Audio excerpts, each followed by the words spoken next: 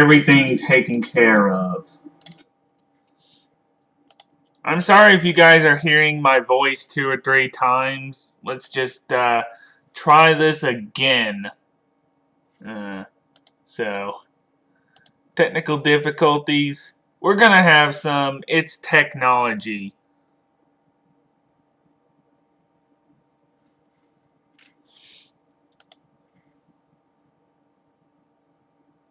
We're going to have some pretty... Don't want to get copyright for that music.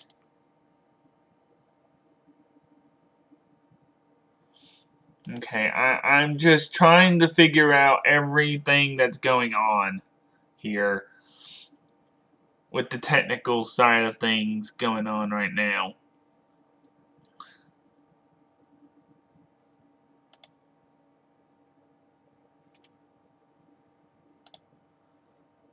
Live streams are a headache.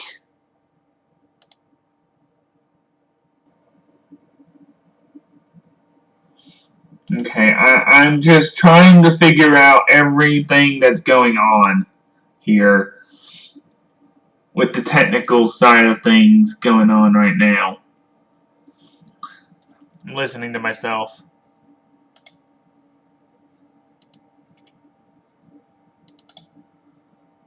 Live streams are a headache.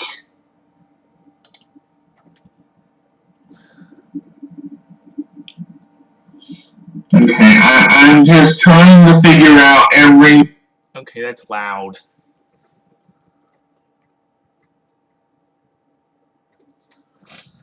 Goodness gracious.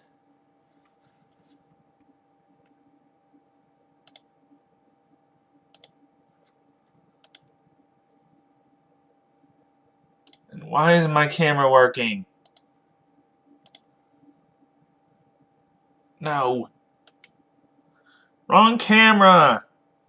Oh. Poop. See, guys? Technology is annoying.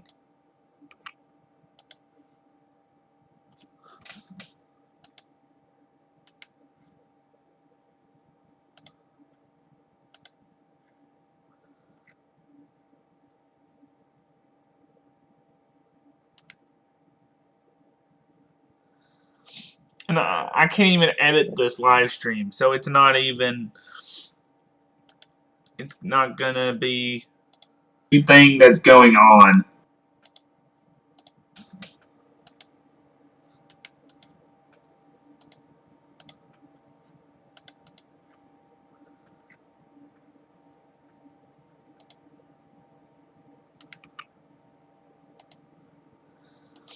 And I can't even edit this live stream, so it's not even... It's not gonna be...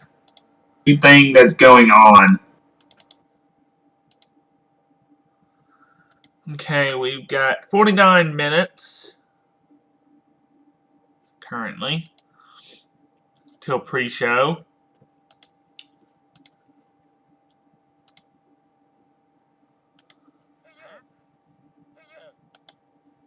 Edit this live stream, so it's not even anything that's going on.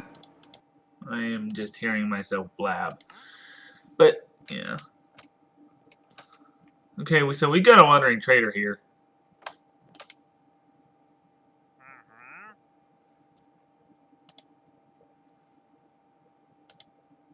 Show.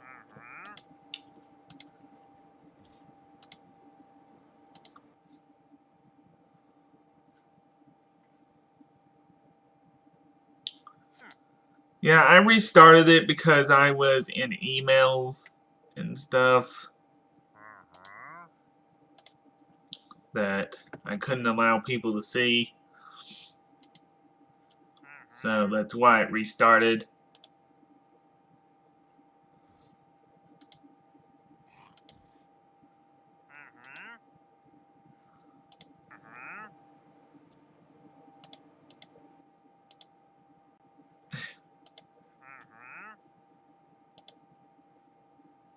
started it because I was in emails and stuff that I couldn't allow people to see. So that's why it restarted.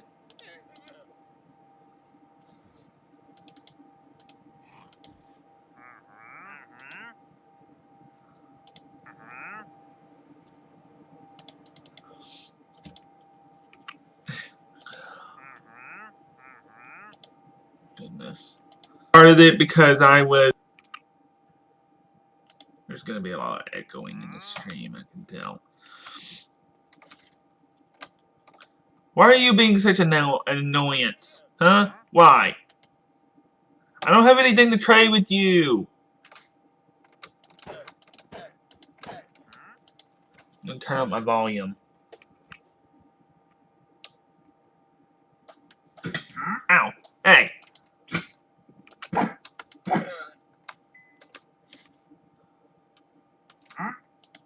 I'm kind of mean to the llamas. And this trader.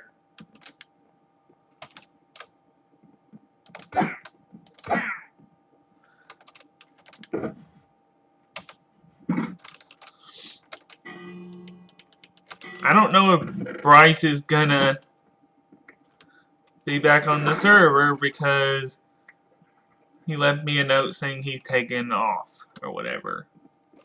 I don't know.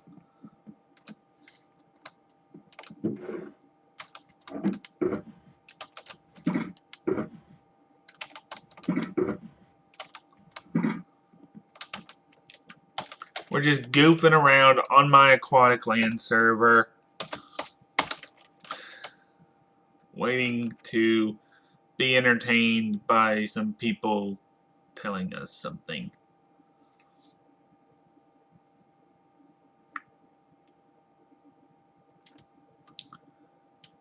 This is the first time I have streamed a Minecon event ever. So I'm going through this, all the boring stuff, everything that's boring. I'm gonna go through it. There's gonna be so the way this thing works, from the I can tell the past, is they have a pre-show up until 12 o'clock. When the pre-show's over, they go straight to like gaming and stuff. Games and stuff. I don't know why. I don't know why they want games. Like,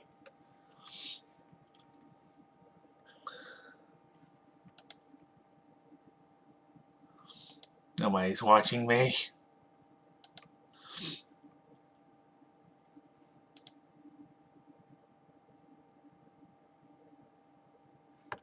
Like, I don't know why they want gaming and everything on here with, like, YouTubers. Yeah, I totally don't get that. What's the point?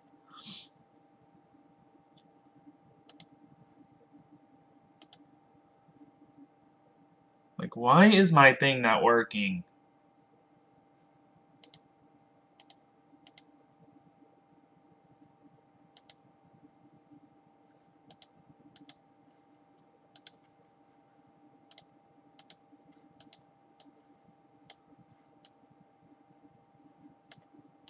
Just a minute, guys. I'm gonna have to do something.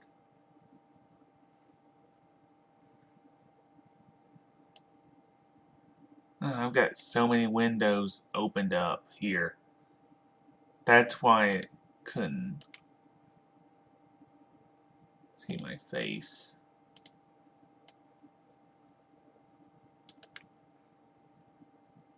See, this is everything in between.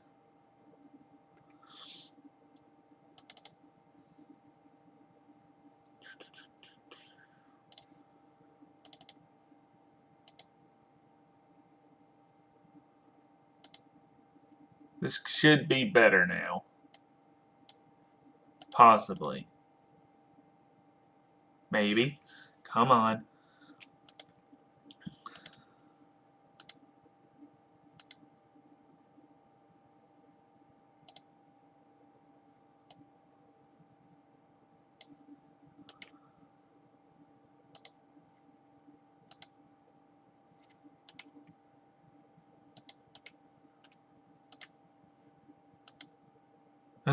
Technical issues.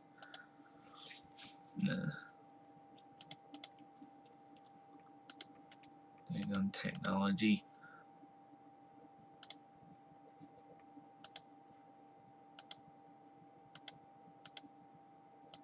There we go. This should maybe fix the issue.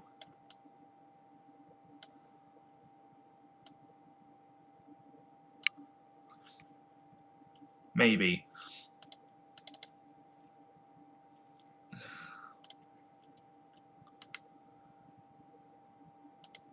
I should have considered all this stuff beforehand.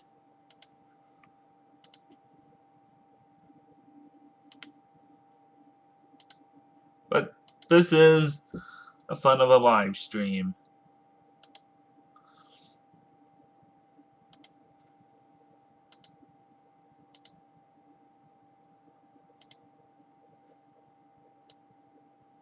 Yeah. Let's see where everything the text is. Right here. Okay, get that set up. Now I'm going to put my webcam on. There we go. We are back in business until it messes up again.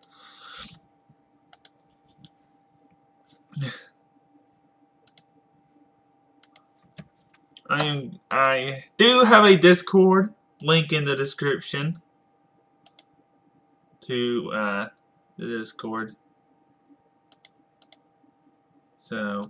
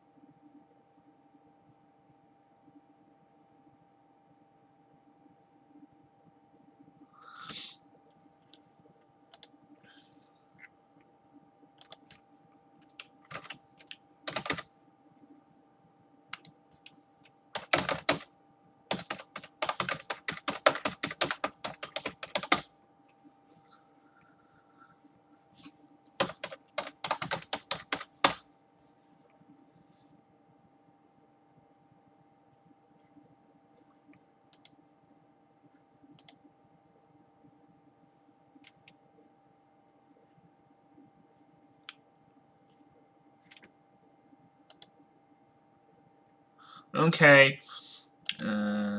Just waiting for them to kindly start the show.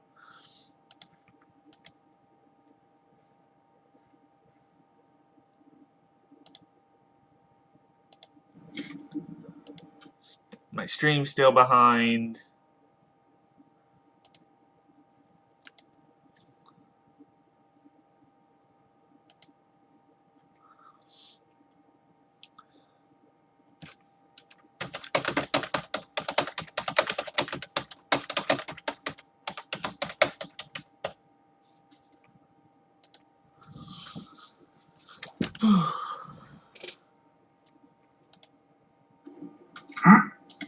I'm kind of mean.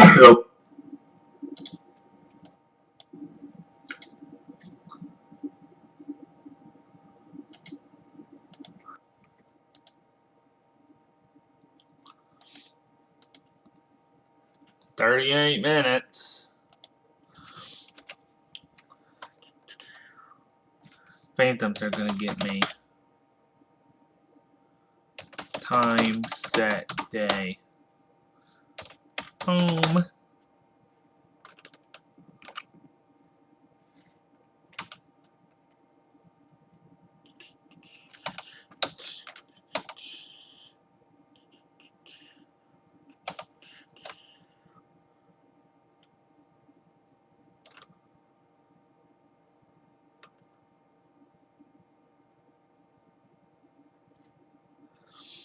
Okay.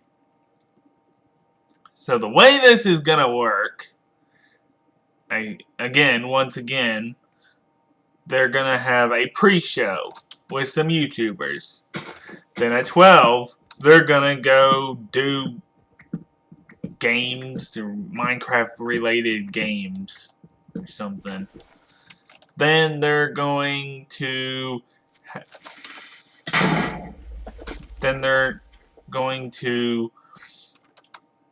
do the live panel. I guess the better part will be at like 1 o'clock. Like, why are they having all this filler stuff? No one, just, I don't know. I was hoping they improve that. Maybe they have.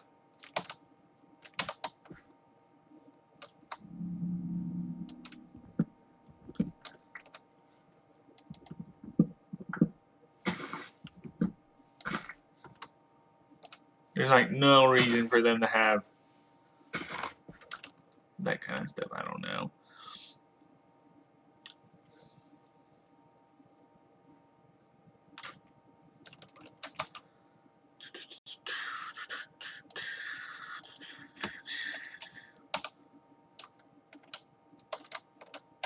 But yeah, I'll be covering everything. The boring parts, the good parts, the everything in between.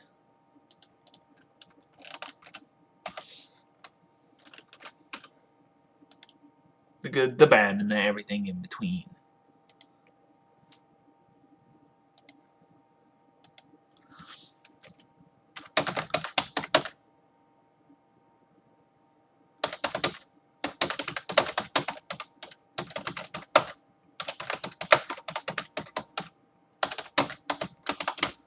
I am typing to some people in Discord, so you may hear that a little bit.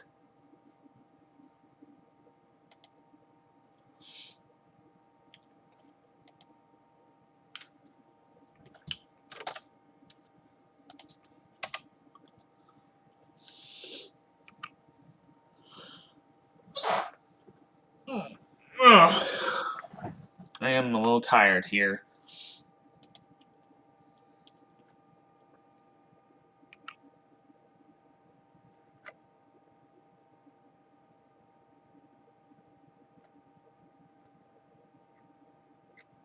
Yep. There will also be a video of all the coverage that I do here. Shortened up, eventually. Also, I got cookie robes.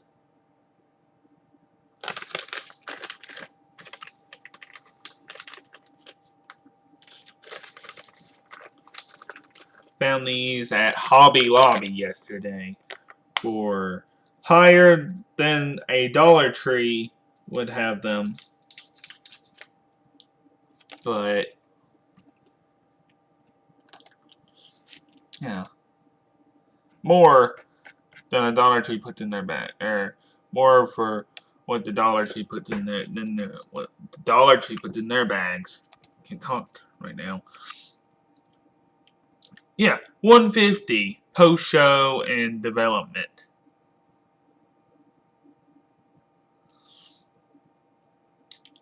Oh yeah, so it actually does start at 12. The post show after the show, I'm thinking, is that developer question and answer session, which we will be doing that too.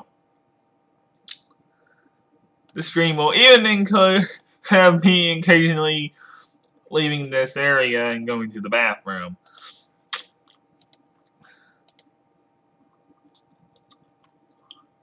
So if I say, be right back, that's what's going on.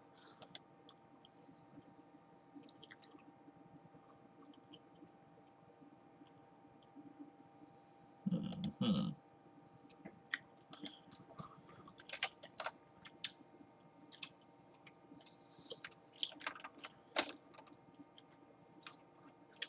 And then this is normally an aquatic land episode.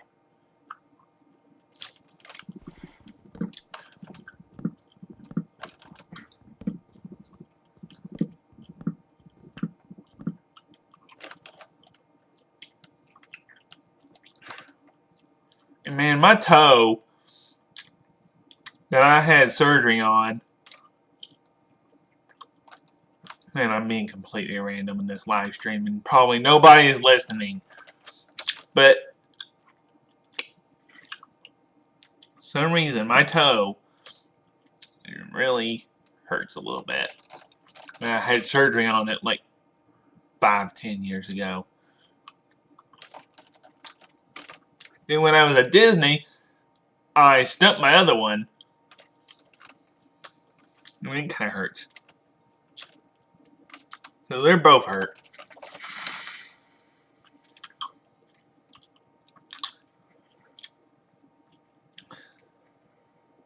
And it just...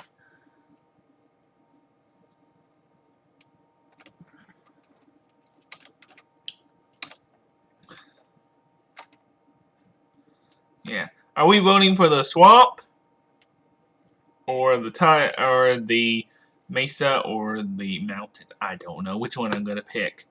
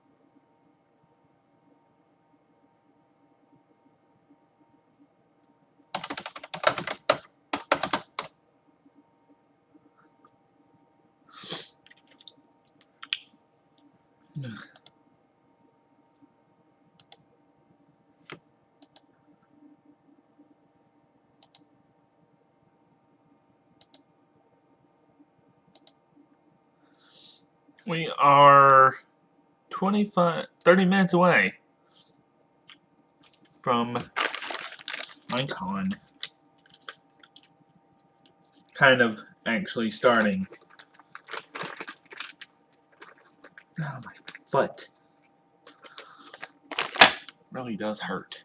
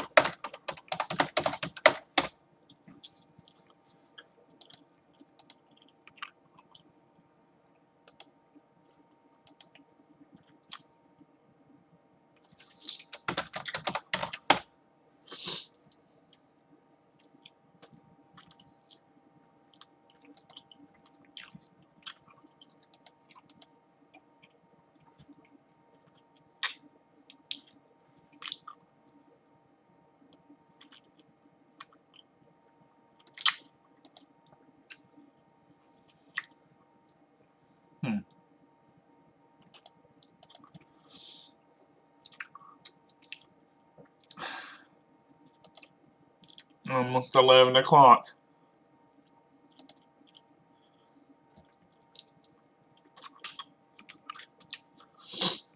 Oh, man.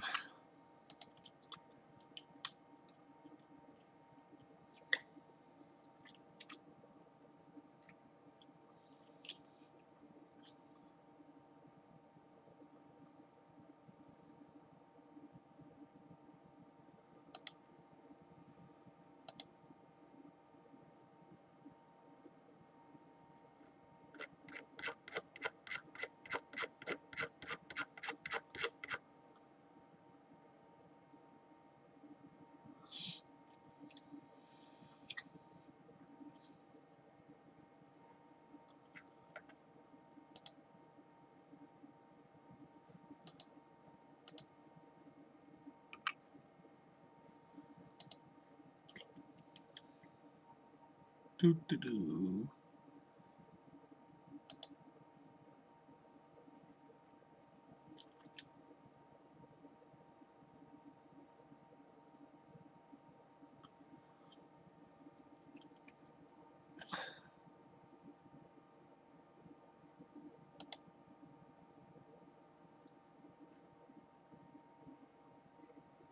There'll be different.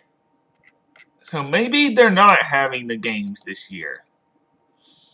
Hopefully not.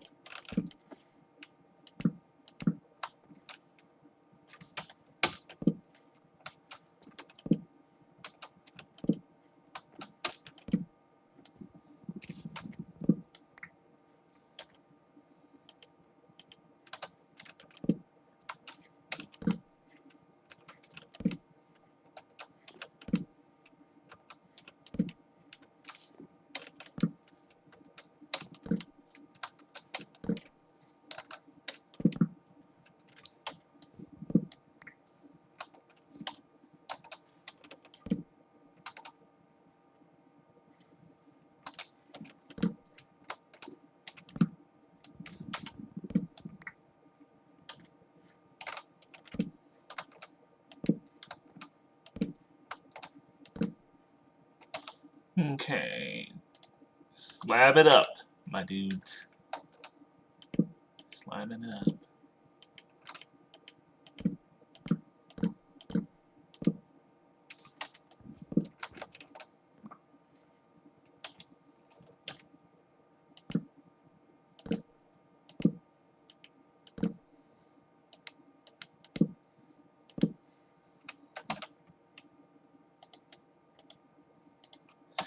And I guess they do want to reserve the hype for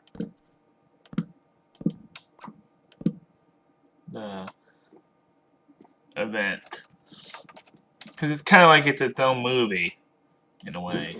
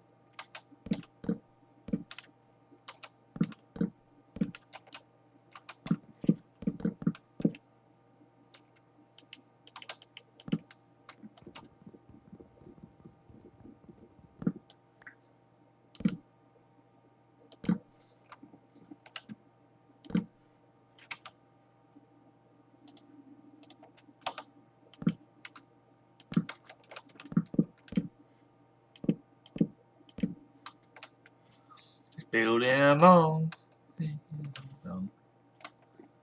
planting pickles on and on. That was random.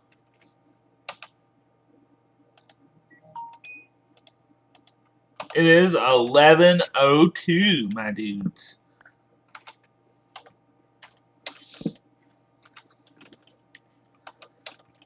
Man, I can't wait to the Hermit Craft panel and other community panels, other fan base panels that they have.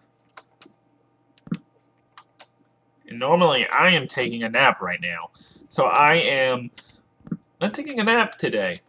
Which is not always easy for me.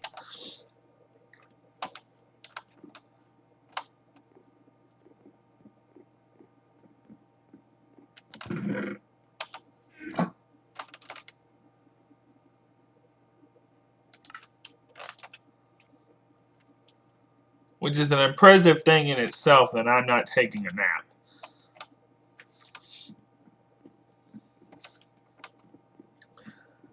I need more string. The most important items in Minecraft, you don't have the most of. Still waiting. 20 minutes. 20 minutes, my dudes. 20 minutes.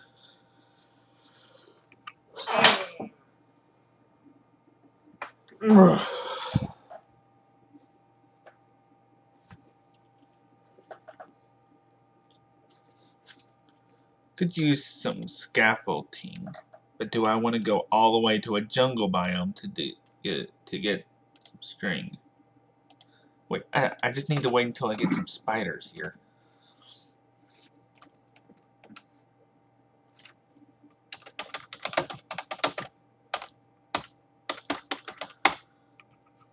It won't be very long until I have to, you know, switch over to the Minecon thing. I'll wait until it starts playing, actually. I don't know what to vote for. Will I vote for the swamp, the taiga, or not the taiga, the mountains, or the badlands? I have no idea.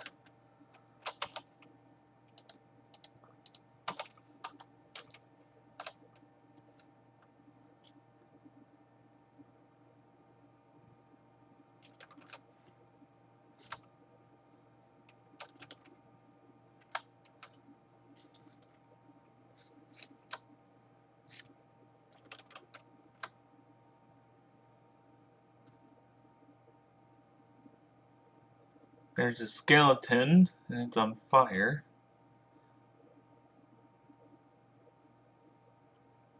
Any other time you'd see spiders out here like crazy. There the someone is right there. Perfect.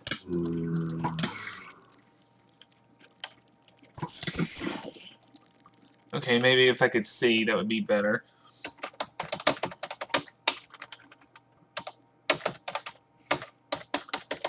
It was gone somewhere this time last year when they were about to do Minecon.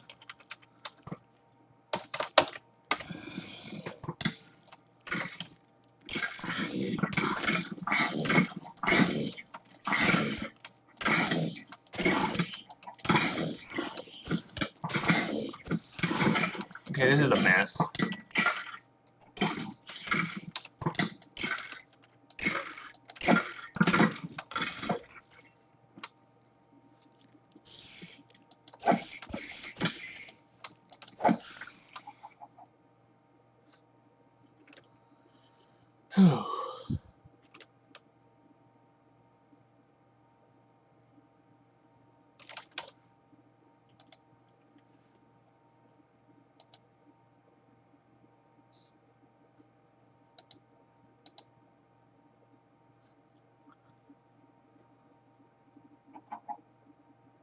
Pre-show 30 minutes, main show 110 minutes, and post-show 25 minutes.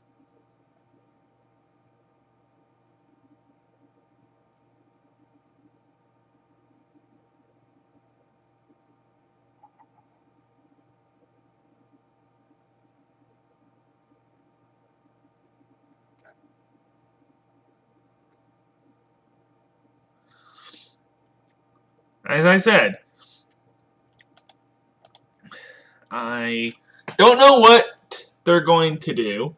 Okay, I don't know what they're gonna do. I don't know what kind of things they're gonna add.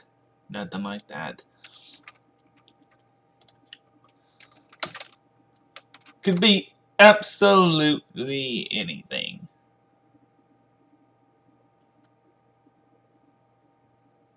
And I would be fine with it. As long as it makes sense. I feel like this Minecon is going to be different than any other Minecon because there's going to be Minecraft dungeons. There's going to be Minecraft Earth news. And everything else. And I feel like nobody's watching this.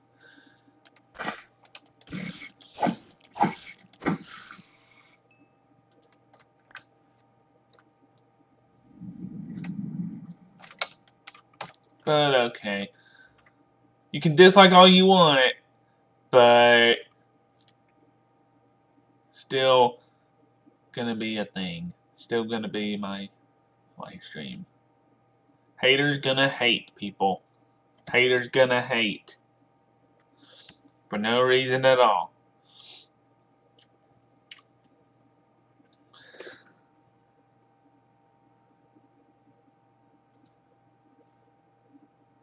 I've said this before. I'm not scared of no daggone haters out there. Clicking the dislike button don't matter. You ain't gonna change people's minds about streaming the Minecraft event just because you dislike it.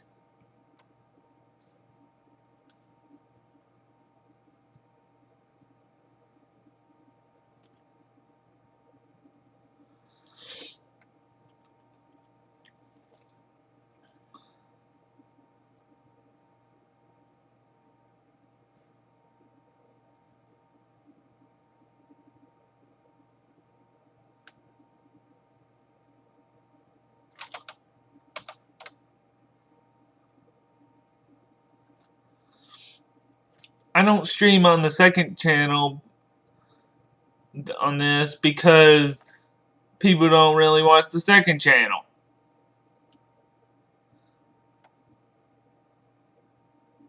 They're mainly gonna watch the first one.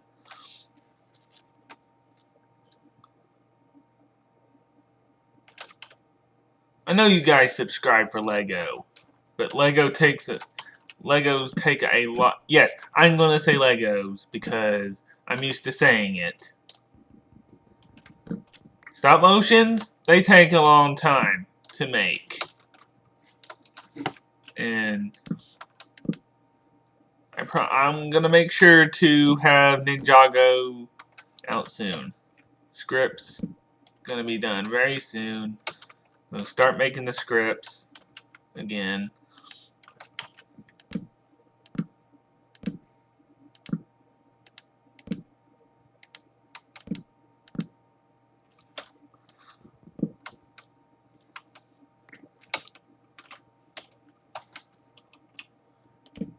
Not worried about the stupid haters.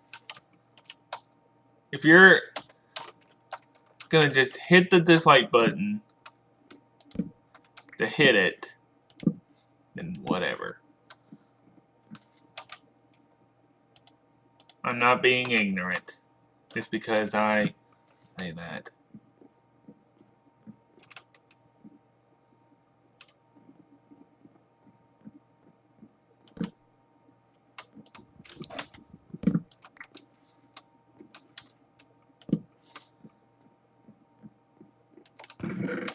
You don't have to care what people think. It's just, it's good to commit. Guys, it is really good to get community fan base feedback. It's great. But somebody is disliking this video, this live stream, for their own benefit to hate on something. And that's not cool.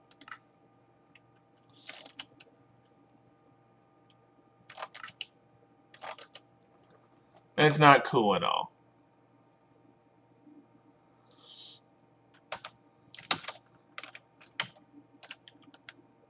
Not very nice.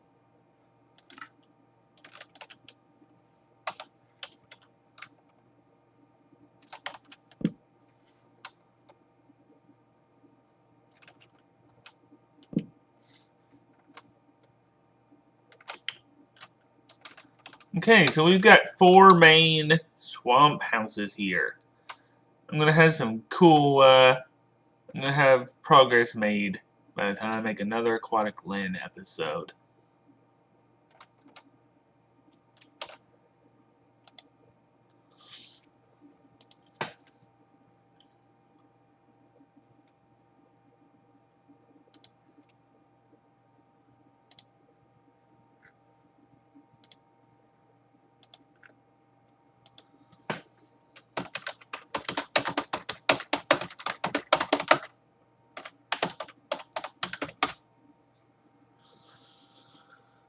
Whew.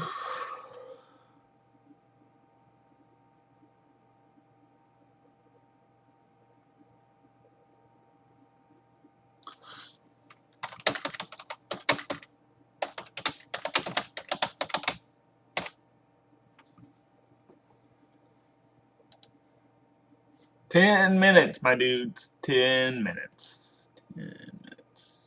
10 minutes.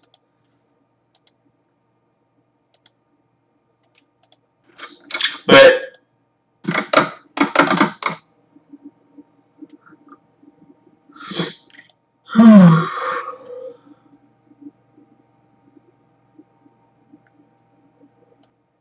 10 minutes, my dudes. 10 minutes.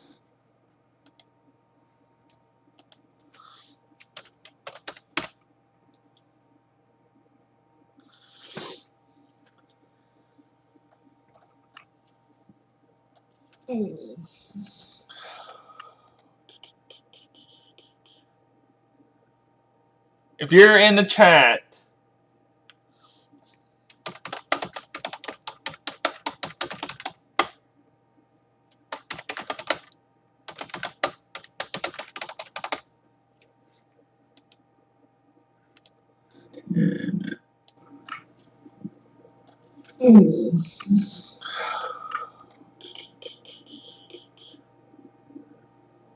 if you're in the chat,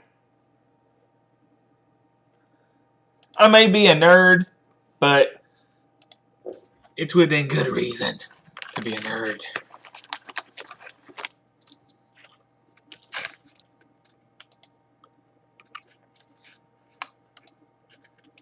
Eight minutes, man.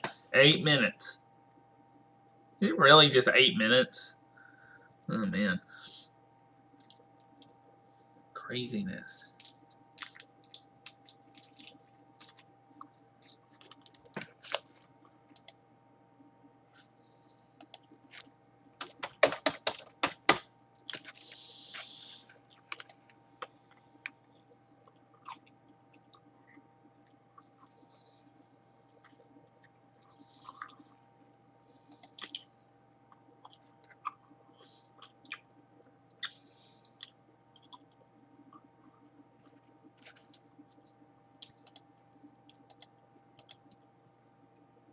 Yeah, pause that. Keeping track of how many people are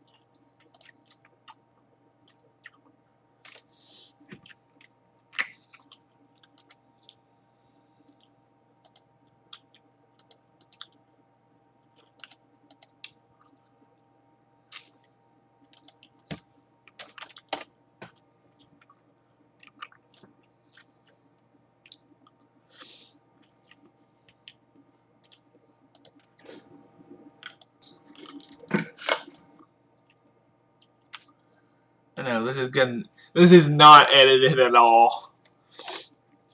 This is like the definition of Minecon cringe, I guess. I don't know. It's not cringy, I guess, to watch somebody eat Tootsie Rolls and then pay for it about 3 months later.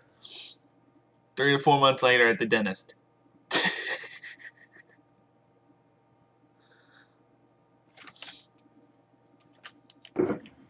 Okay, so now I have to fill all of these up, but I don't know if I got time.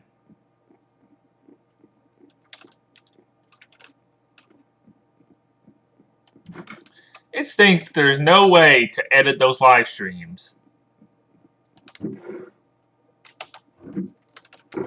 I have absolutely no way of editing them live streams.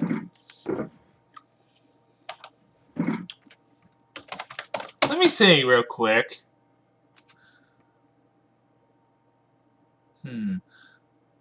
Stronghold.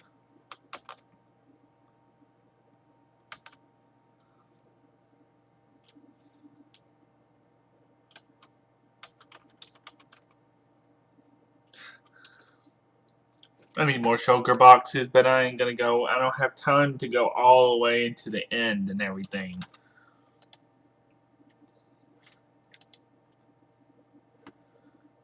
I better take my first little break. Be right back. Don't go anywhere, all you people out there.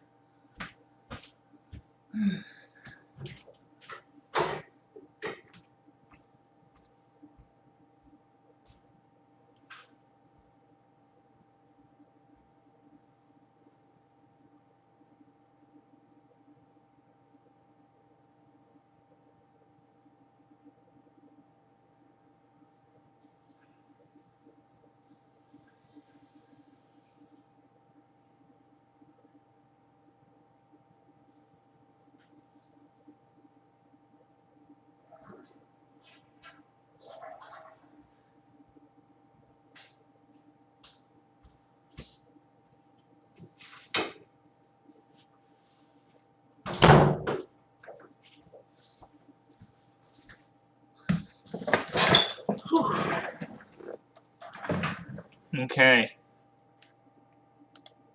We're now down to 3 minutes. My dudes. 3 minutes.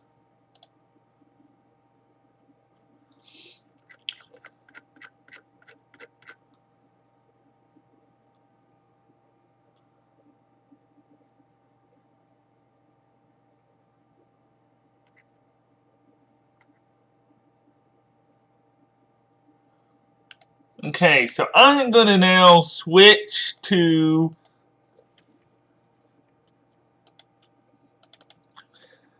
Minecon 2019. Okay, that went surprisingly switched over well. Close on Minecraft for now. Goodbye, Minecraft. Close everything out that I don't need. Okay, maybe one little thing.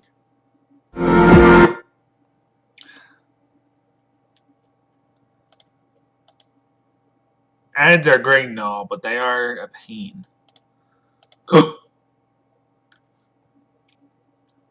Okay. So now we sit and we wait for 2 minutes and something seconds.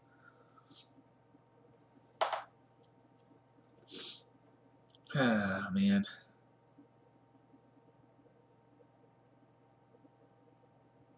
One minute, my dudes. 1 minute. It is the hype.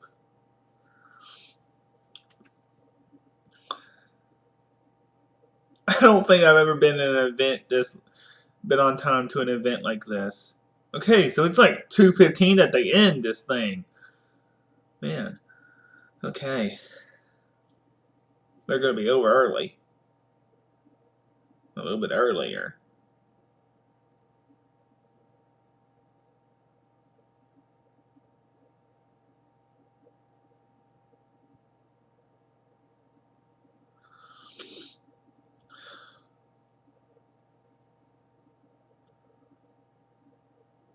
13, 12, 11, 10, 9, 8, 7, 6, 5, 4.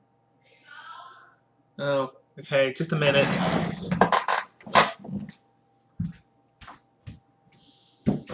I'm here. I'm here. Please don't be loud. Sorry.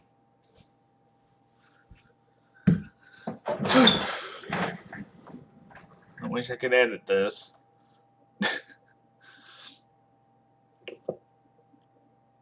Waiting for Minecraft.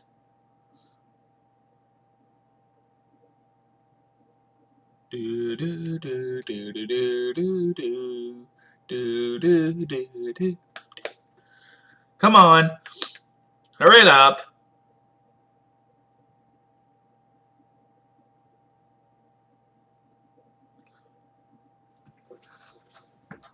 Now we wait again.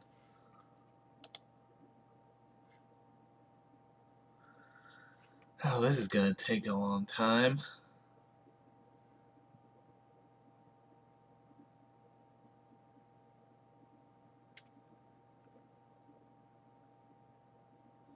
Do do do do do do do do do do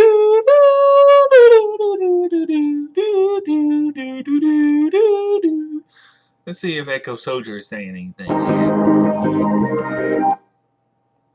Okay, it's a little bit different for him. No, yeah, but you. I mean, it's a little bit different for him. There.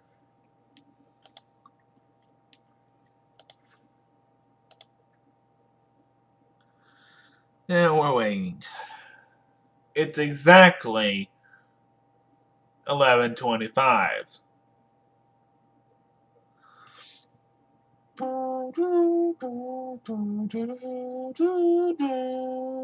Now it's 11:26.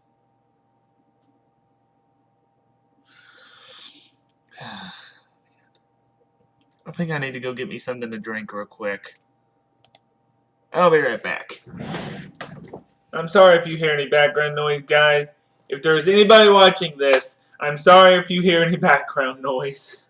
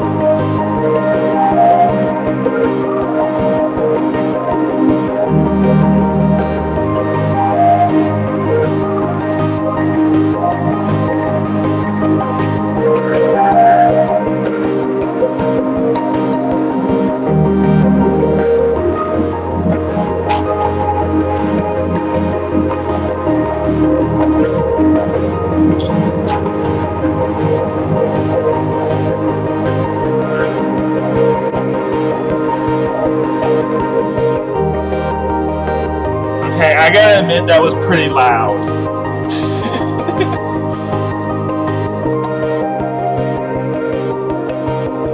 Can't vote right now, I'll tell you guys. No, this is the pre-show, Crystal. Very, very soon they'll start playing like trailers and stuff, I imagine. There's like 3,000. There's like so many people in here, dude. I've never seen so many people see my. Oh, here it goes. Here it comes, guys. Here it comes. Woo! Yeah!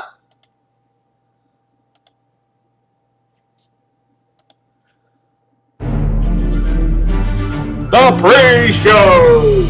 Show before the show. Welcome, everyone, and thank you for tuning in to Minecon Live 2019. I'm very excited you could join us.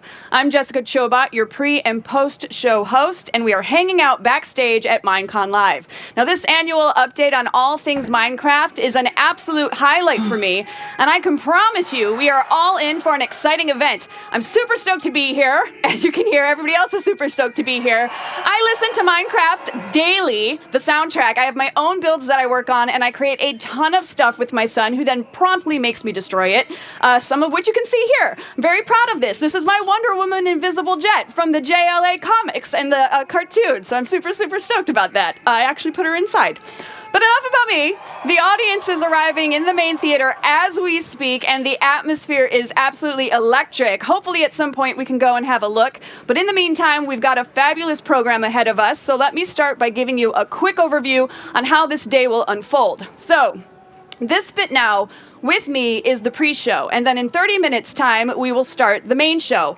We'll then return here to the backstage studio, and I'll be joined by some of the development team from Mojang, who will be here to answer your questions. So make sure to stick around for the post-show. We have lots to look forward to. So without further ado, I'd like to introduce our panelists. Now, these guys have recorded their presentations, which we will make available to you after the main broadcast. So please welcome King Bee Dogs, Q Magnet, Il Mango, Skywalker, and Iscal85. Welcome to Minecon Live 2019, you guys. Thanks for joining me here. All right, so can you guys give everyone a quick overview about what your panel is about? KB Dogs, let's start with you. Yeah, so I'm sure there are many players out there who've had some really great ideas they'd like to add to the game. And Minecraft is this incredible platform for creativity.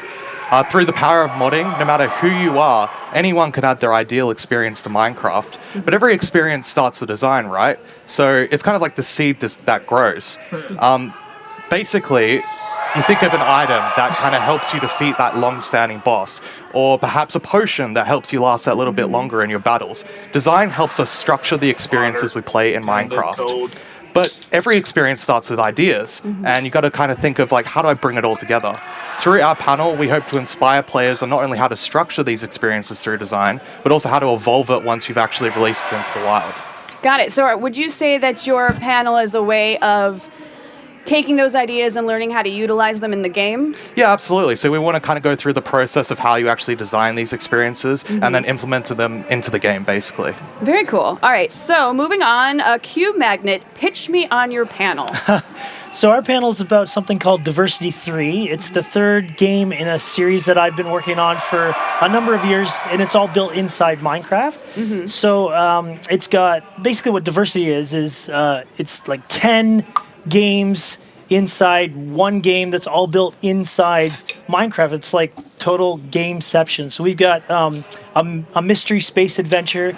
We've got a mob arena where you fight mobs. We've got a puzzle section where you can use your brain instead of your brawn if you want. We've even got a trivia section where if you get an answer wrong, you have to do a funny little mini game to get out of the punishment.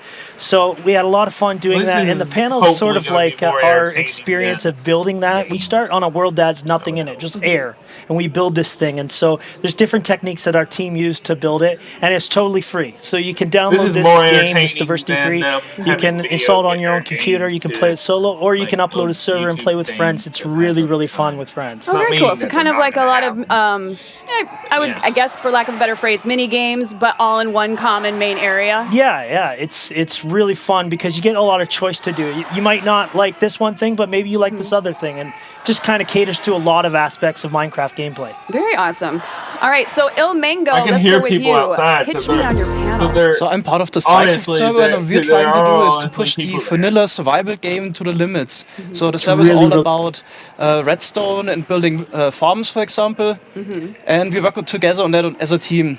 The title of our panel is How Automation Can Enrich Your Game Experience, and there's basically 2 main points. The first one is, with automation, you can get around a lot of the grindy, repetitive work, for example, for resource gathering. And the second one is actually, there's just a lot of fun. It's what the sandbox game is about, creating something larger out of the basic components we were given. And our panel will also show and talk about some of the highlight projects of our server that we did in the last 5 years. Examples include an enderpearl cannon that can shoot you over thousands of blocks in seconds. We got a mining machine and a flying machine that can remove bedrock. So, would you say you focus mostly on mechs, if not exclusively? Yeah, mostly. We also try to decorate the area around it, but we're not really experts on that. So we're mostly trying to make good farms. What's the most difficult mech that you've ever built? I would say the mining machine, we call it a quarry. It took me about 80 hours to design that. Oh, dang. Yeah. That's a lot. Okay, very well done. Did you want to elaborate? It looked like I cut you off. Did you? Oh yeah. So it's really complex. Everything has to be right. Giant machine, and yeah, this was the most complex thing I ever made. Very cool. All right, Skywalker, tell me about your panel. All right, so our panel is pretty much made up of all of the, I kind of call them the Marketplace All-Stars. So all of our panel is made up of Minecraft Marketplace partners, and so we create content for the Bedrock edition of Minecraft. So that's Switch, Xbox, Windows 10 edition, iPhone, Android, all of that. And so our panel pretty much breaks down almost like kind of like the crafting recipes that go into making a piece of content. So we break it down through entities, mechanics, textures, and then end up with builds. And we kind of show you how we create stuff and also some of the secrets that go like kind of behind the scenes, like workaround stuff that we do, and show people to kind of inspire them and show them how they can approach creating like workarounds and tricks. So kind of teaching everybody on how to be a creator. Yeah, pretty much. And we even have some good tips for people who are aspiring to become creators. We're all fortunate that Minecraft has created this incredible opportunity for us where we can, this is our full-time job, this is our careers, creating games in Minecraft. And so it's pretty awesome when I can go and talk to kids and they're like, so what do you do for a living? I'm like, I play Minecraft for a living. They're like, that's amazing. And so do all the kids think you're like the coolest person in the room? Yeah, it's pretty awesome. Like I'll go in somewhere with my wife and she'll be like, hey, what does your husband do? And she's like, well, kids, if you ask him, why don't you go ask him? They come up to me, they're like, what do you do for a living? Like, I make Minecraft games. Like, it's so awesome. And then I show them stuff and they love it. So. That's awesome. You're their hero. Fantastic. Well, last but not least, Iscal85. Tell me about your panel. So we're here with the Hermitcraft Group, which is a multiplayer SMP server. And we've been playing together, I think, trying to get this right, for 7.5 years now. Oh, wow. Yeah, it's quite ridiculous. But we are here to talk about our multiplayer This experience. guy in person, the guy who I hates love dirt Minecraft. I've been rights. playing ever since it came out, and probably,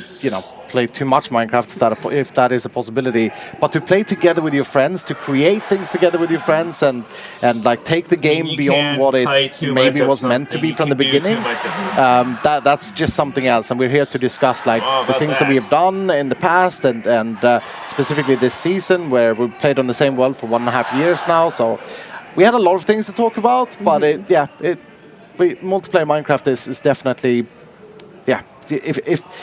if people get the opportunity to play multiplayer Minecraft, they need to take it. Play with your friends. Basically. So I was going to say, do you think you focus more on, do you enjoy Minecraft because you enjoy Minecraft or because it's one more opportunity to hang out with your friends? That's a great point. I think it's both. It's both. Like, it's such a social thing, and I hope that people understand this, We play Minecraft, but we're also hanging out with our friends like that. Yeah. It's a very social thing. Well, and that seems to be the common denominator talking to everybody here is that it's really about the community and friendship, and then all the additional stuff about Minecraft is just icing on the cake. Yes, would you say? Absolutely, yeah. Very cool. Well, thank you guys so much for joining us. As a final reminder, all of these amazing panels will be available on Minecraft.net over the weekend, so make sure you go and have a look.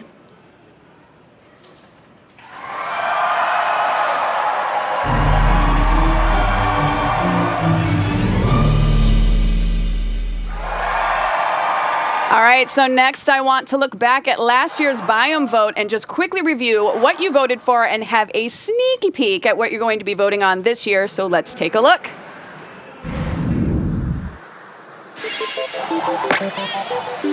Whoa, that tumbleweed almost hit me.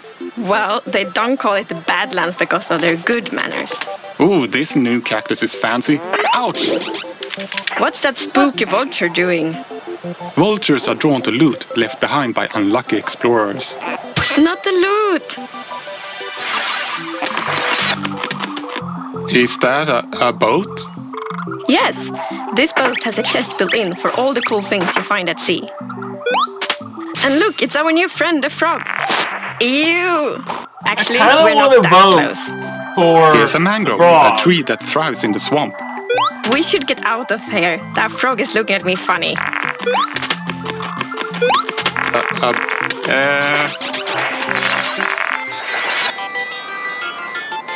Oh, mountains, snow. Watch your step. The snow is snowier than before. A goat. He reminds me of you a little bit. Mountains are getting an upgrade. Jagged cliffs, snow-capped peaks, dramatic views. The goat is getting away. Let's go. Dramatic views. All right, well, there's nothing difficult about that choice now, is there? I have absolutely no idea which one I'd go for. Such a difficult decision. Totally would go for mountains.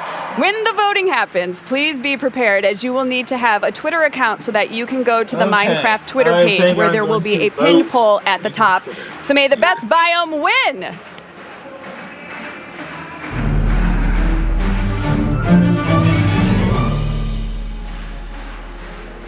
I am. Now I'd like to welcome my next guests, Ben Kelly and Deirdre Kornstrom. Welcome, you guys. Thanks for joining me.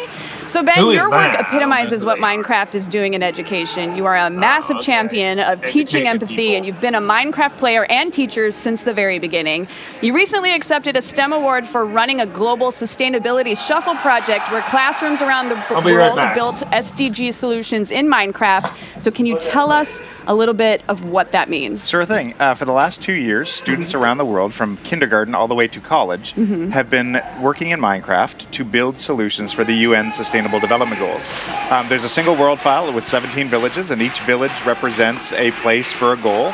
And they have been building and handing off to the next country and then the next country. So it's been going very well, and the teachers and students involved are awesome. They're awesome. Great. Well, so then what are some examples of what the UN has as its goals? One that comes to mind right away that's super relevant today is Ireland did a build for the Goal 15, which is life on land, and they did a bee sustainability goal.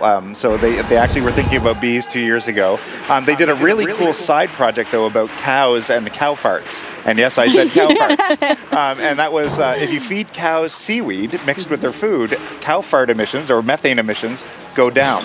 So there's some real serious learning here with kids in elementary school that's happening in this project. Is that true about feeding cows seaweed? And apparently, if you feed them seaweed, methane emissions drop by almost 99%. No way. Well, look at that. You learn something new at Minecon every year. I feel so much smarter now that I know about, sustainable cow farts. That's right. Thank you.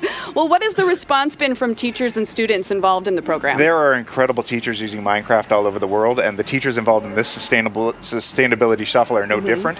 They not only taught the kids about the UN goals, but they also inspired great solutions. Again, solutions from all over the world for these goals, and maybe one day the United Nations will get a chance to see these goals. Yeah, that's great. Well, it's been super cool hearing about students in countries all over the world tackle the SDGs in Minecraft, especially using your lesson plan. Yeah. And what an amazing way to get Minecraft in the classroom. Congrats. It should be fun once it's released very soon. Yeah, great. Deirdre leads the Minecraft education team and is a director of the Block by Block Foundation, which is a partnership between Mojang and UN Habitat. So, Deirdre, can you tell us about some of the things that you have done in Minecraft education this year? Yeah, it's been a really exciting year. I think Ben's project is a great example of connecting classrooms around the world around the theme theme of sustainability. And I think in the last year, the thing that's been really exciting is how educators are taking Minecraft Education Edition and really making it their own. My team visited a school in New Zealand where they were testing out a world that explored New Zealand's Maori language and culture in Minecraft. And so that's been amazing to see how enthusiastic and curious the students are with that. In the last year, we also introduced in-game coding in Minecraft, so students can mine and farm and create and explore using code, which has been a big unlock for teaching coding in both elementary and middle and even in high school. With the Minecraft Hour of Code, we've had over 100 million Hour of Code sessions, and pretty soon we're going to have a new Hour of Code tutorial to announce, which will be exciting. Awesome. Is that what we're seeing in the video right now? Yes, yeah. And then this was our back-to-school update. We put Minecraft lessons into the Minecraft Education Edition lesson library, so the students can access it right in the game. We also added some features to make the game more accessible for players, including the immersive reader, where students, maybe early learners or people who have language acquisition differences, can use immersive reader to change character spacing, change line spacing, have it read any in-game text to them, and also translate it into different languages. I love that. I love that the immersive reader not only can runs the gamut of the reader skill level, but also potentially could teach somebody a new language or absolutely any myriad of possibilities there. So how did the sustainability shuffle sustainability shuffle Susie Sells Seashells go this year? It was great. I think it's sometimes surprising how Minecraft can be used in classroom settings and educational settings, and this is such a great example of something we didn't sort of plan or think was possible, but having students all over the world thinking about sustainability and climate change in the Minecraft world is amazing. Awesome. Well, this actually goes out to either of you or both of you, whoever wants to tackle it first. Any advice on how teachers can engage the Minecraft community and then educate themselves using Minecraft as a teaching tool? Yeah, so we have a lot of resources available for educators. I think one of the great ways that Minecraft can come into the classroom is having their students bring it into them. So we have lots of lesson examples. So if you're watching and you're excited to try this, go and find a Minecraft lesson or come up with an idea of something that you're learning in class and ask your teacher about it. Awesome. Yeah, peer pressure can be used for good reasons. And if you're a student watching this, the best way to get Minecraft into your classroom is to peer pressure your teacher and principal until they give in. That's how I was pressured into it, and it's been a great ride since. Just corner them in the hallway. That's right. Force them to bring Minecraft in the classroom. I love it. Thank you guys so much. Thank you. You can find out more information about Minecraft education at education.minecraft.net. I feel like I need to go get my charger.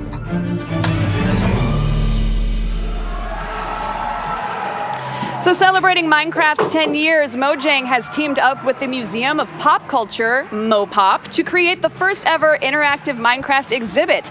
Get hands-on at Minecraft the Exhibition, featuring life-size Minecraft creatures, scenics, and interactive experiences. It opens October 19th, and tickets are on sale right now. And let's now just take a moment to reflect a bit more on all of the things that have happened in the world of Minecraft over the last year. Have a look at this.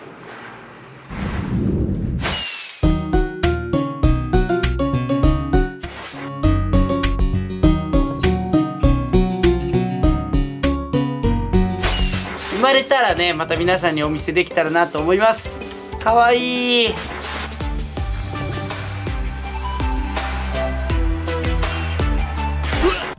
Where am I? What year is it? Oh, hello, villagers. New villagers, but more on them soon. For now, the new villages. I'm loving this. Ooh. I saw a boss right there, it looked like. Ooh, I cannot wait. I want to see the actual fighting mechanics. Into a mini Minecraft world, and it actually works really well, especially with like the views outside. It looks amazing. And in the parrot jumping on my head. Oh, this sponge works. Ooh, that's very weird.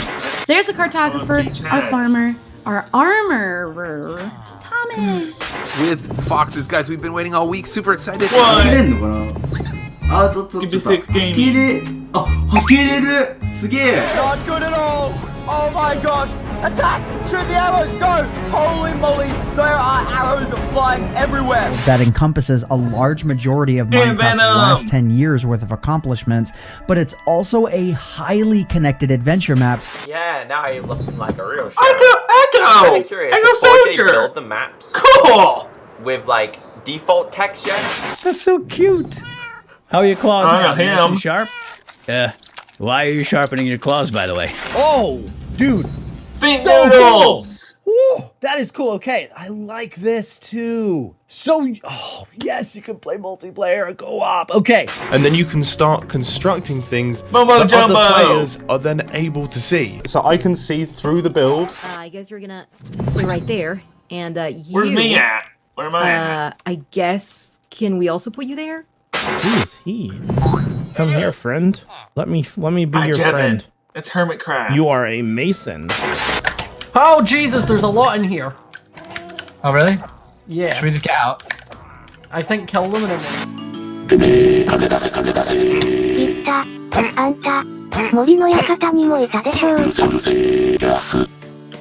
I also need to breed another cat. I don't think... I need... Oh, if I breed this cat... Yeah!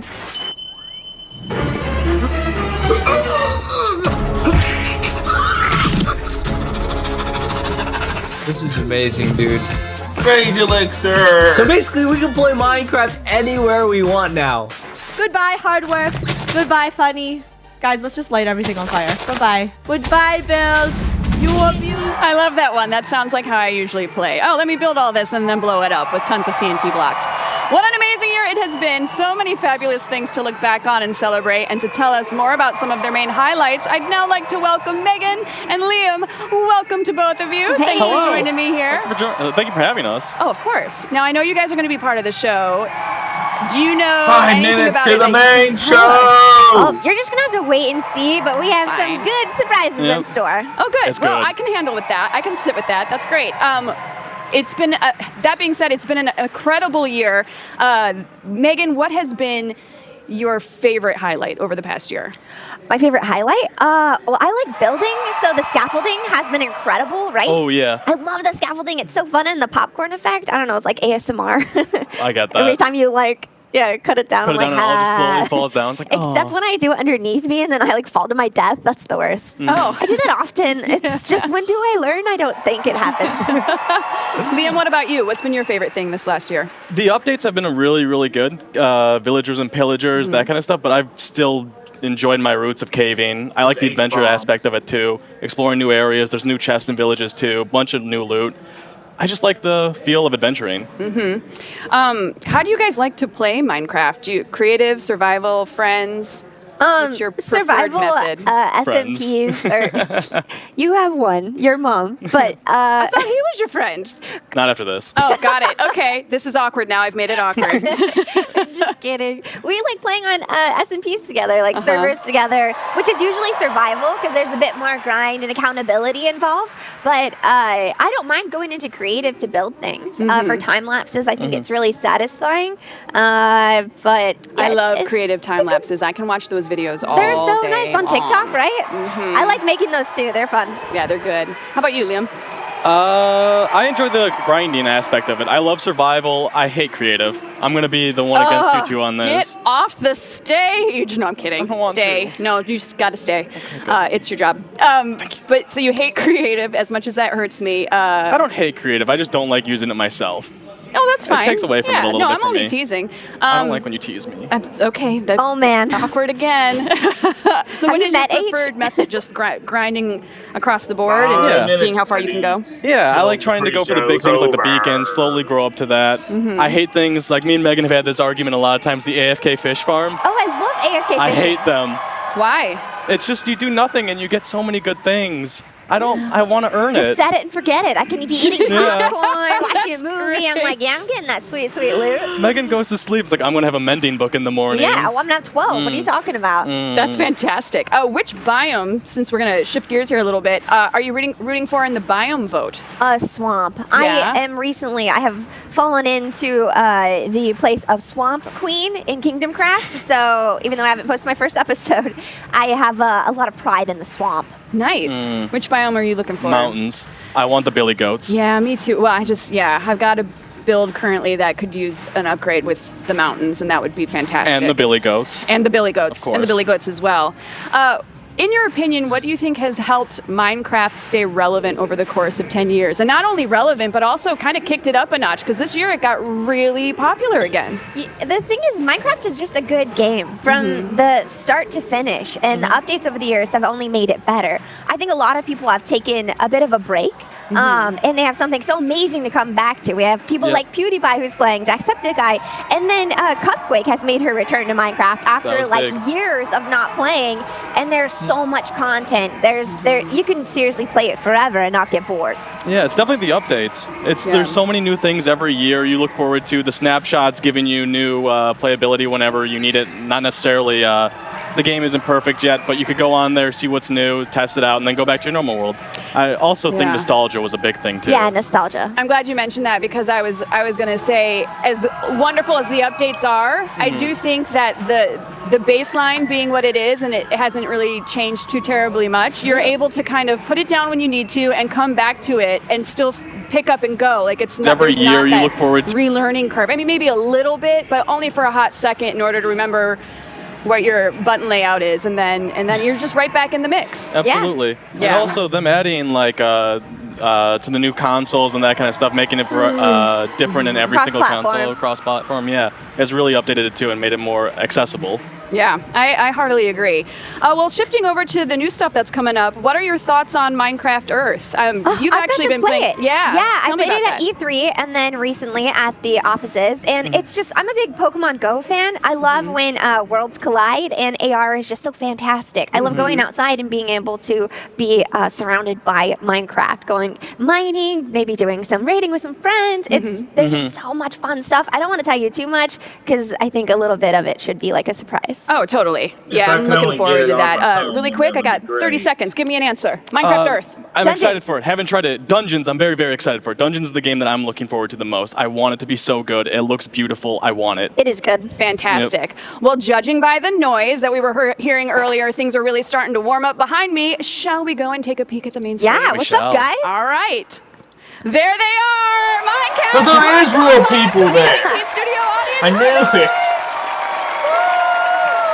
All right, cool people. Hello! Well, that's cool. Save me a seat. I'll be out there in a sec. Yeah, lots of energy in there. Everyone looks super psyched up for the show. Now, bringing it back to you guys, what do you personally hope that they are going to tell us about this year? Not asking you to give away secrets, just what you want to see. Oh, man. Yeah, hot seat. I mean, I want that swamp update, but, you already know why. I want more info about Minecraft Earth and Minecraft Dungeons, but I want a big change to caving. That's the big thing for me. What would be your ideal change that you could potentially receive, or that you're hoping to get? More hostile mobs. Really? I want them to hurt me so bad. You like the punishment. I do. Well, jeez. Well, that's just about all the time that we've got. A massive thanks to all my guests today. I've had a blast as usual. Now we are ready to go to the main broadcast. Enjoy Minecon Live 2019, everybody.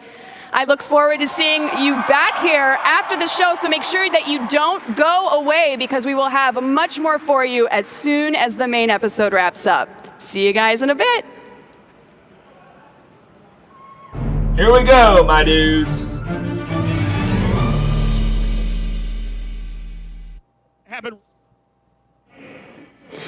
All right, so now that we've got some downtime, what are you really hoping to see in the cave update?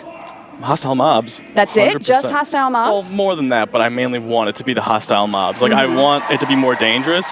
I want to not just be able to get the diamond armor early on and then just survive. I want there to be something that, this is kind of a hope, that they steal armor and you have to like chase them down and have to take it back from them. That'd be kind of cool. Right? Stealing items. Yeah. Oh, I mean, okay, yeah, that'd be kind of a cool ad. It just sounds so difficult already. I know. It's like, what about like, I guess different types of, I mean, I know we have the swamp biome update, but what other kind of updates would you want to have happen in any random biome? Oh, in any random biome? We've talked about this. We want more flying creatures, more flying kind of. creatures, yeah. It's more about the world We were talking in general. when we were doing the rehearsals. You mentioned dragons, yeah. So you want to see? I mean, which I'm not against, but well, you want to see more. Fly on something, Yeah. Like if the that. vultures, like that would be cool to fly on them, right? Tame them somehow. Yeah. But also Ride them to around. be attacked by something from the sky, because sometimes you're a little too safe. Yeah. And it'd be kind of scary. Phantoms pose a great threat at night, but to have something during the daytime that would really force you to take cover or get better at PvP, which I could use that, would be awesome. So what's one of the coolest things that you guys would say that you've ever encountered in the game? And it can be anything. It could be something that you built. It could be a particular mob moment that you had. Like, what was something the first that time really stuck the out? turtle egg hatched, that was just like such a great moment. Did you have your moment of like making the turtle shell with too? me? We were together. Yeah, we were together. Oh my God, that's so weird.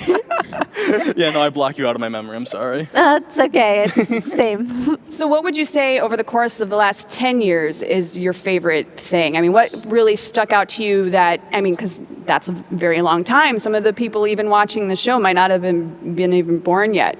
So what would be the one thing that popped out to you the most that, oh, wow, this is a really iconic moment for this title?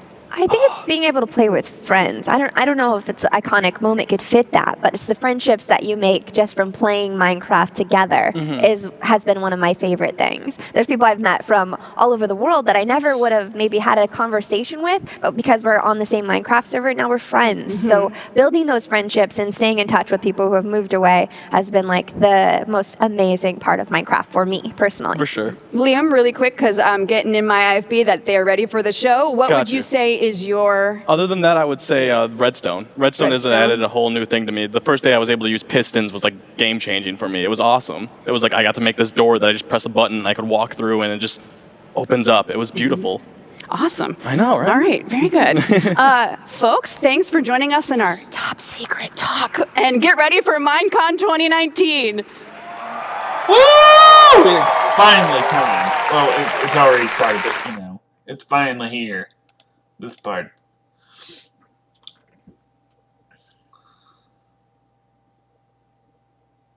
It was a little more entertaining than the other ones.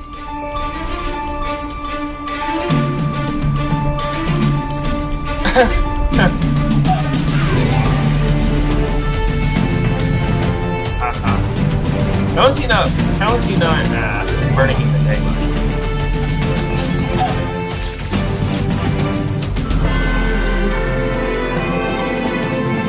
No boxes!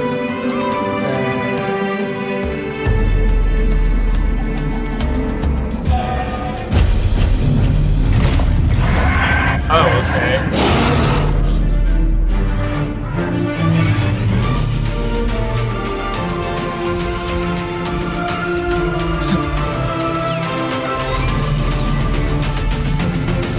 Oh, that's cool.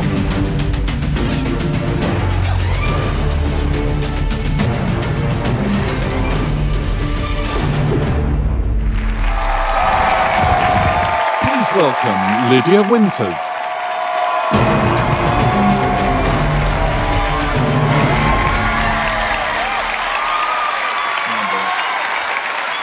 Hello and welcome to Minecon Live 2019. I'm your host, Lydia Winters, and today we have a great show for you.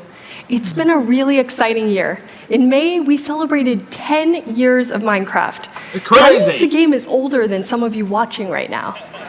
This game has changed the lives of so many people watching, and I can definitely say that it has completely changed mine. Today, we'll look back at where we've been, where we are now, and we'll look into the future of all things Minecraft. It's our biggest show yet. There's something for everyone. Helping me out this year, we have 4 amazing co-hosts who are backstage getting ready right now. See you all soon.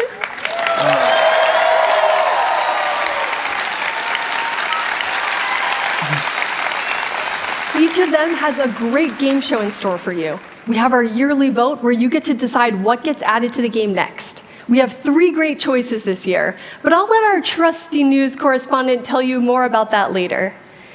This past year, we announced not one, but 2 new Minecraft games, Minecraft Dungeons and Minecraft Earth. And today, on stage, you're going to see live gameplay. It's going to be amazing. Between our 2 new games, our 10-year anniversary, and all of our new updates, 2019 has been a huge year for Minecraft. We actually have too much news to wait until the end of the show. So this year, we're going to start right now with the first of 4 Minecraft update segments. Let's get started with something people have been buzzing about. Oh, so they're actually starting it. Cool. That's Please welcome Agnes and Corey from the Minecraft team. This is what he was doing. Hello, Agnes and Corey. What do the 2 of you do on the team? Hello. So I'm the lead of the Minecraft gameplay team. And I'm on the Minecraft gameplay team. Very convenient. Thank you.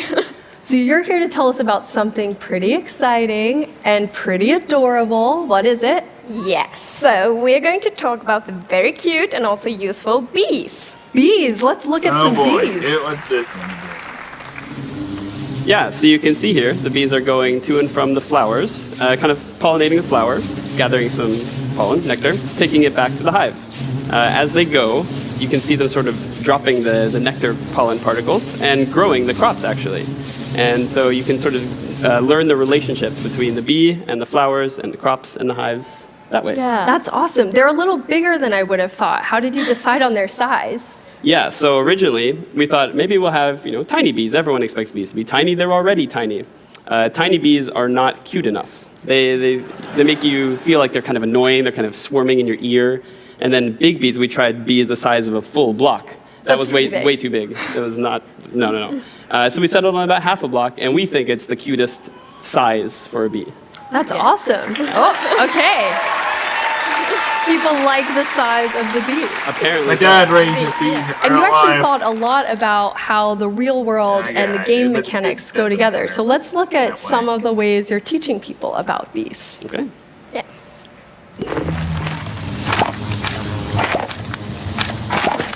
So you can see here, the campfire is being placed underneath the nests in order to gather the honey and honeycomb safely. One issue, actually, is that if you, as you can see here, if you harvest without putting the campfire underneath, the bees get angry at you because why are you invading their home? That's not cool. The campfire is smoking and allowing the bees to calm down. I think a really nice little detail is when they stung you, they actually lose their stinger and eventually die, which of course is very sad, but that's also how it works in real life, actually. So. Okay, and you're really excited because people can learn more about bees through Minecraft, and that's something pretty important to the 2 of you. Yes. So. Often, actually, when we add things to Minecraft, we are thinking, can we teach something? And in this case, since the bee population is decreasing a lot in the real world, which is a big problem, we really felt that we wanted to teach the players. So that's why one of the reasons that the bees need flowers in order to produce honey and to this is how it works up the in real crop life, growth. people. Because if you actually plant more flowers in the real world, that will help the bees in the real world as well. And Corey, you took this learning about bees to the next level. Tell us about that. I did. I actually, I spent a long time going out and researching. I met with several bee experts. I went and studied hives. I studied nests. I lived as a bee for a while, actually. I feel like we need to see some footage of that to believe it. Yeah, I think we have that, actually. Believe it, right? Shoot up. We're going to meet the bees. I didn't know. Oh, brother. This is Bee Urban. Big eyes.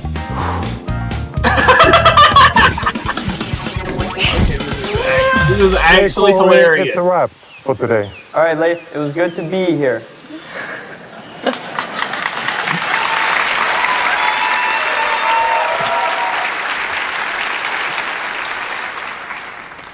So how much did you learn about the bees on your little expedition? I learned way more than anybody should ever know about bees. Except maybe the bee expert? Except maybe the bee experts. But there are so many fascinating bee facts out there that I learned. And I mean, both Leif and Josefina, the people I met, were incredibly amazing, wonderful people, taught me everything. And so I actually used a lot of that knowledge to work on bees in Minecraft. That's really cool. And that's going to become a YouTube video that's a bit of a documentary about the process of bees. So you'll be able to watch that in a few weeks. I think next week. Next week? Yeah. Oh, perfect. Yeah. But there's one thing no one has seen in any snapshots related to the bees. And we're going to premiere it here at Minecon. So what is it? Yes, so we're actually adding a new block, and that's the honey block. Let's see the honey block. So it's very sticky, and as you can see, you can't really jump when you are on the honey block. And it's also sticky on the sides, so you fall down very slowly. Also, you can't really run on it. It keeps you going pretty slowly, so you can't go very fast. You can't really outrun anything. We also added some interesting piston mechanics to it. So the honey block moves with piston, and also players or animals on it will also move together with the honey blocks. So how do you see players using this amazing new honey block? Yeah, I think it would be super cool Honey if players use this Where's the new wax honey block block? to create some kind of like platform game map, and the players have to jump and they move around, and I think that could be really fun. Yeah, and I'm really looking forward to parkour maps. I really want to see players utilize the sliding mechanics up and down, but also the inability once you jump jump down. The you can't jump gameplay up. with this. So normally, if there's a 1 block difference, you can just go back and forth. But with the honey block, you'd be stuck. Man. That's amazing.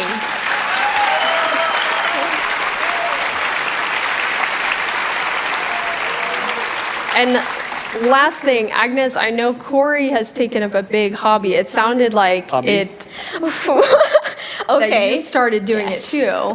But Corey, what is Corey's hobby? Yeah, I haven't officially started doing it, it just happened. But so, for months, every day, there is like at least 10, probably more like 100 bee puns every day at the office. Okay, Corey, then to close out the bee section at Minecon Live 2019, can you give us a bee pun? I mean, that's pretty situational, though. I can't just wing it and be creative like that.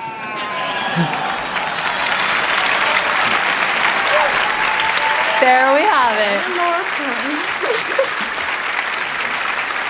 I'm sure a lot of players will be beelining to see that updated flight. Thank you so much, Agnes and Corey. Thank you. Amazing. Amazing. As I said earlier, no. this year we have 4 incredible co-hosts. They took their Minecon Live training to a whole new level.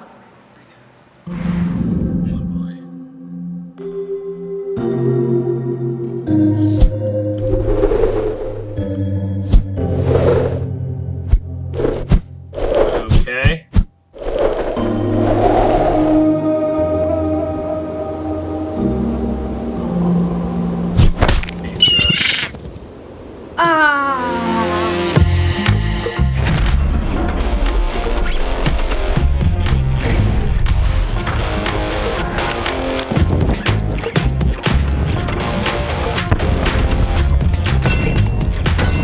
Actually, they're mining.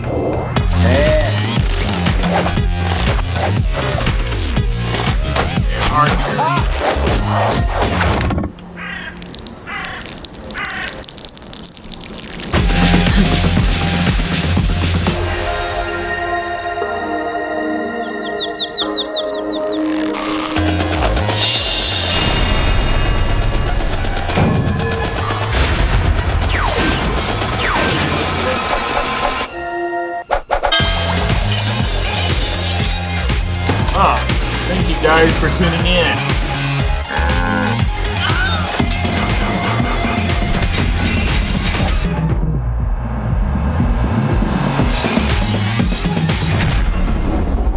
Wish they would just be putting good stuff. This is actually a little more entertaining. Amazing co-hosts. Hello. Hi. Each of our co-hosts worked with us to create an incredible game show. For the first time ever, we're going to have a Minecraft triathlon. Shelby, what is a Minecraft triathlon?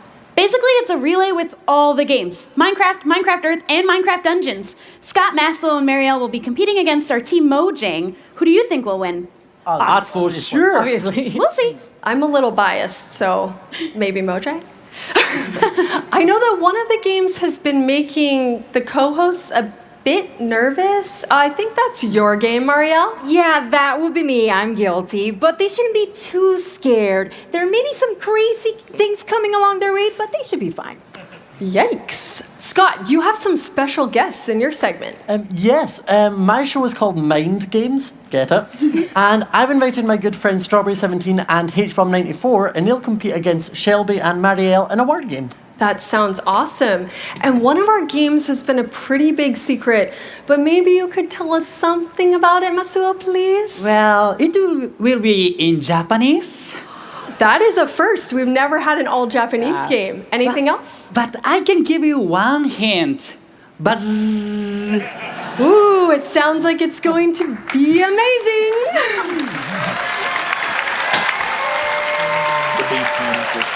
Okay, you all have to go get ready, and we will see you very soon. Thank you, co-hosts.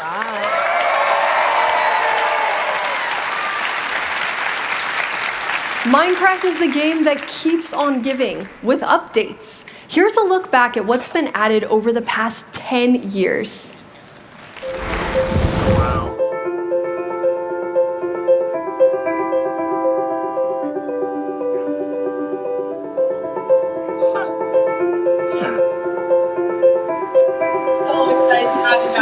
Thanks for coming from across the country to celebrate Minecraft with us.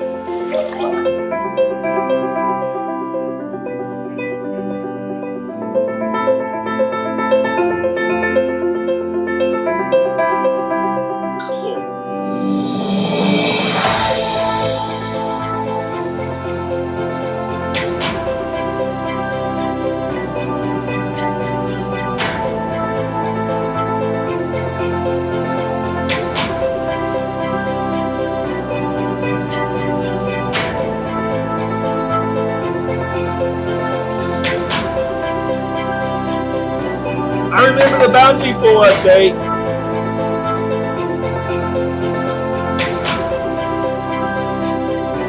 I remember the Bountiful update.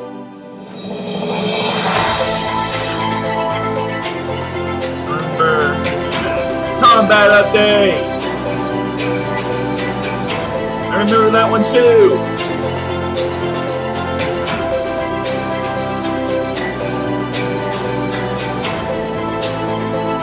Remember polar bears. Exploration update.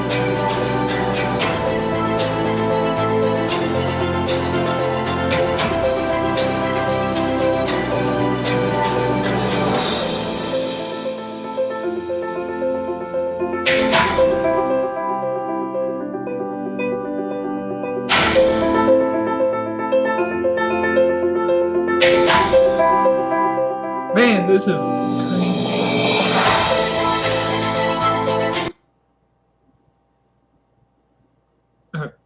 oh no, what happened?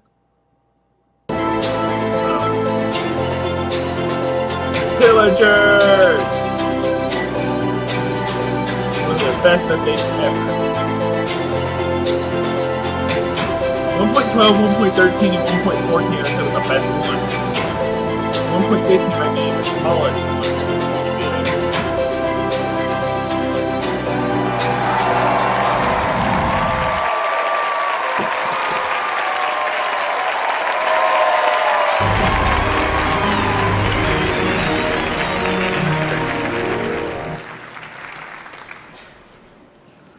Hola, hola, y sean todos bienvenidos. Welcome, everybody. Let's go ahead and have some fun. We're going to be starting with our first game of the day, which we like to call Digging for Diamonds. And here are our contestants, Shelby. Hello. Scott. Hello. And Masuo. Hi. Now let me go ahead and explain what our contestants are going to have to do. The aim of the game is to collect as many diamonds as they can from each of the blocks that are going to be in front of them. Now each block has multiple diamonds inside, but I also added a couple of surprises in there for them. Now they can be good or they can be bad, but that's for them to find out. Now as you can see, the blocks are also divided into 3 different Minecraft biomes. We're going to assign one biome to each person and to decide who gets which, but also to be fair, they're going to choose from 1 of these. So, are you ready to pick your biome? All right. Good luck. Ooh. Okay. Like it? Yes. Got a good selection? All right, we'll head on over to your stations. All right. Oh. We have Shelby coming up first with the plains biome. How are you feeling? A little nervous. I'm getting the feeling these aren't very plain. Yeah, that's what I was going to say. Just because it sounds easy because of the plain biome, it doesn't mean that it's going to be easy. So, yeah, keep that in mind, but you're going to be fantastic. You're going to do great. Thank you. Now, you're going to have 15 seconds per block to get as many diamonds as you can using one hand only. Make sure they land inside of this, because if they don't land, they're not going to count. Got it. Need them to count, all right? Okay, let's go ahead and review your first block. Are you ready? I'm ready. All right. Yeah, I know. I feel great Honey? now. Actual All right, honey? your 15 seconds begin now. Go, go, go, go, go. All right, what do you feel? What do you feel? Oh, I know. There you go. Oh, wonderful. That's one, I think. Is that honey? There's a lot of chunks. A lot of chunks, yeah. That's 2. Oh, wow. Thanks for this, by the way. And that one was in. Talk about a sticky situation. I'm just so sorry. Let's go ahead and reveal your second block. Okay, I'm not scared anymore. Spiders? Your time begins now. Dive right into it. Just dive right in. Oh, I don't like What that. is it? It's What is sticking to the honey. It's very stringy. You found George. I think George. Yeah, that's George. We don't name these. Yeah, they're Clearly that's not squash real them. spiders. And Mary. Okay, They don't want to let go. That can't be All right, good. That can't be fantastic. safe. You got 5 so far? Oh, that's time. I'll let those That's guys a stay in there. Sticky situation. All right, your last block, your last chance. You Last ready? one. Let's go ahead and reveal what's inside. Actual cake. An actual And Minecraft your time cake. begins now. Go, go, go, go, go. Oh my God. It's your birthday today, right? Happy birthday! Oh, there's some cake. I knew chocolate was your favorite when Who I asked baked around. this? I did. It smells lovely. George helped me, so. George. Yeah. Please tell me there's no more Georges in here. I mean, maybe he left a couple of his friends inside, and that's time. You did fantastic. Thank you so much, Shelby. You did Oh, thank fantastic. you. All right, we're gonna head on over to the snowy tundra with my friend Scott. How you doing? I was feeling quite chill, but Yeah. I don't know anymore. Yeah, well, don't worry. We got some cool surprises in store for you. All right. Well, you know the drill. 15 seconds per block, one hand only. Make sure that all the diamonds landing here. Okay. You ready? As I'm gonna be. Okay, I'm gonna take that as a yes. So we're gonna go ahead and reveal your first block. You ready? Okay. Nice. Yeah, I know, right? I don't It's based on the That's not gonna be. bio. That's 15 funny. seconds. Now, go, go, go, go, go. Oh, Jesus. Ooh, it's a bit chilly in here, isn't it? I can't feel my hands. A bit chilly. Come on, Scott. Come on, Scott. I don't know what's a diamond and what's just ice. You come on. You have to at least get one. I'm not going. Scott. I'll count it. We'll count it. We'll count it. That was a close second. I can't feel my hand. Well, maybe you'll have better luck with the next one. Okay. All right, let's go ahead and reveal your second block. Actual Yeah, I know. 15 seconds, dive right in. You only got one diamond. Oh no! Why is everything so cold? I mean, it is the snowy tundra. You knew what you were diving into. I'm not looking at it. I'm not looking at it. Okay, yeah, just dive into it. You're doing great. I think that's 3. See, everybody's waiting for you. Come on. Oh, that's time. Last chance. You're not doing so great, I Scott. can't feel my arms, so I'm doing as Well, best as I can. This one should be a lot easier, okay? Okay. Promise. Let's go ahead and reveal what's inside. They don't think it's easier. It is, I promise. You're fine, you're fine. Okay. All right, 15 seconds. Go, go, go, go, go. See? It's so much easier. Is it? Look, it's just so snowy. I can't Nice. feel anything. Just in time for the holidays, Scott. Oh, that's time. You look fantastic. Like a chicken.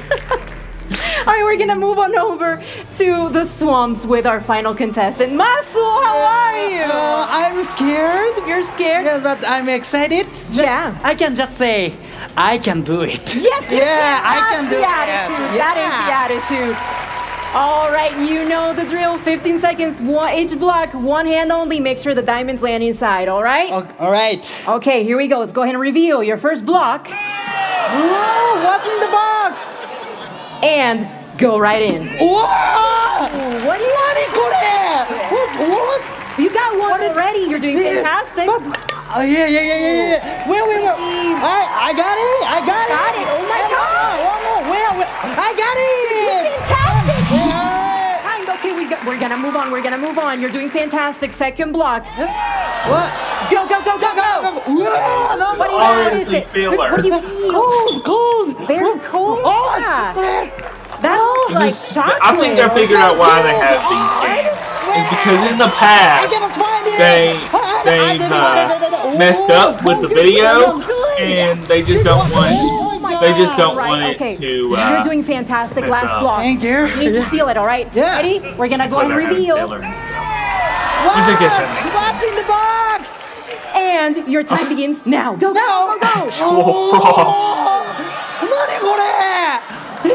This one doesn't count, Masuo. What if they're poisonous? Doesn't count. No. Or are those fake? Doesn't count. All right, come on. I surely hope they were You fake. got this. First one. Oh, and that's time. I surely hope You did fantastic. Thank you very much. Follow me. Come right over here. Let's all come together. Yeah, make sure you grab your towel. Yes, okay. You're gonna need that. I kind of miss them. You can keep it. Yeah, you can keep it. You're gonna need it. All right, well, let's all come together. I just have to say, I'm very proud of you. You were all super brave, just diving into the blocks without knowing what was inside. So I just want to say that I'm very proud of you. And we're gonna go ahead and tally your points to see who the winner is.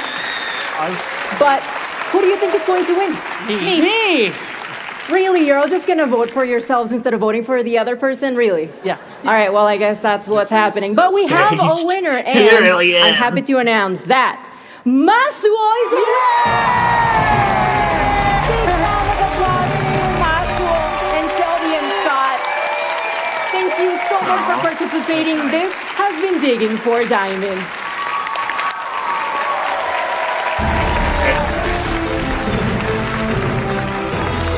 Oh, it's voting time! It's voting time, my dudes! Sisters of the world, I'm Vu Bui, your vote correspondent.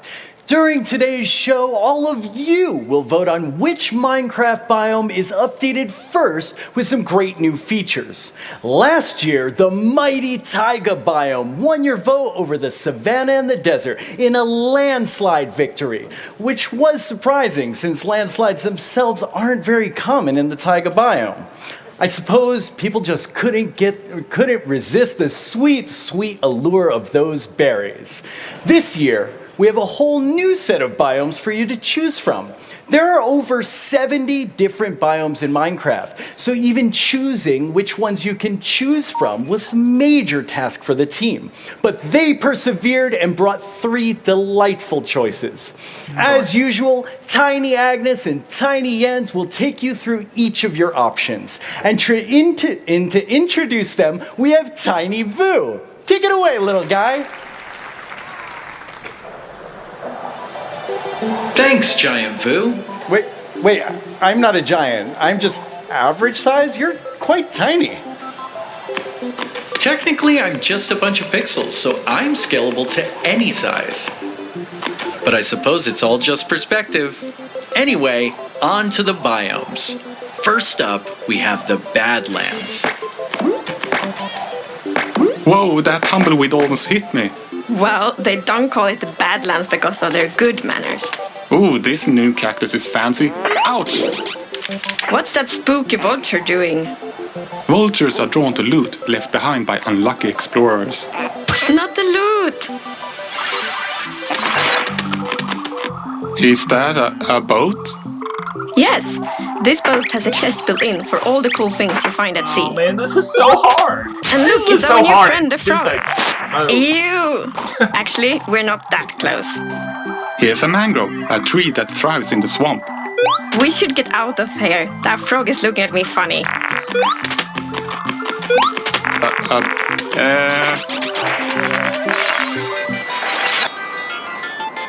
Oh, mountains, snow. Watch your step. The snow is snowier than before. A goat. He reminds me of you a little bit. Mountains are getting an upgrade. Jagged cliffs, snow-capped peaks, dramatic views. The goat is getting away. Let's go. First one is to become the first part of the Wow, all 3 biomes are amazing, but you have to choose, and whichever you do will go into the game. Back to you, Giant Vu. Seriously, I am not a giant. I just seem giant to you, just like you seem tiny to me. Although, who's to say who's giant and who's tiny? Maybe we're both just infinitely scalable. Anyway, last year, before the show started, I was sure I knew which biome would win. But I was wrong. This year, I have no idea. They're all just so great. So here's how to vote. First, make sure you have registered for a Twitter account and log on to Twitter. Later in the show, you'll need to go to the Minecraft Twitter account. When we post the voting poll, just click on the biome you want to win. There will be 2 rounds of voting, but don't worry, I'll let you know when each one begins. For now, let the debate begin between you and your friends and your family and your pets, so you can decide which is your favorite biome to be updated first with some fantastic new features. And now, let's head over to hear about scripting in Minecraft from Jason and Quinn.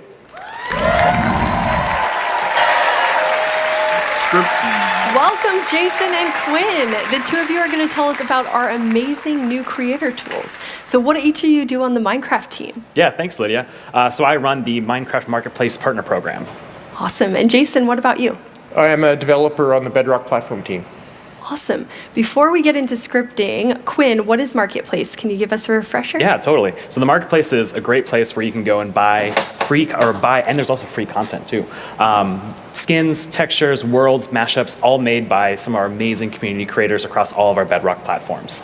That's awesome. And today you're going to tell us about scripting. So Jason, what is scripting for everyone in the audience? Yeah, so scripting is a way for creators to add things to the game that the developers of the game didn't actually plan for.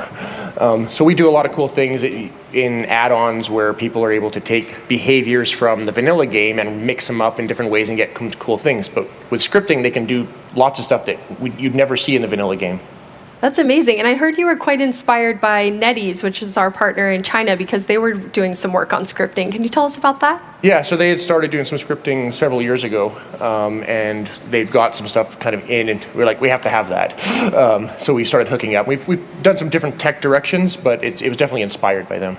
It's awesome. So you have some things to show us with editor tools first. So let's take a look at some of the new editor tools you've added. So this first one, this is called the editor stick. And what this allows you to do is it basically allows you to take any block and change any of its parameters. So you can go to the wool here and change it from being yellow to blue.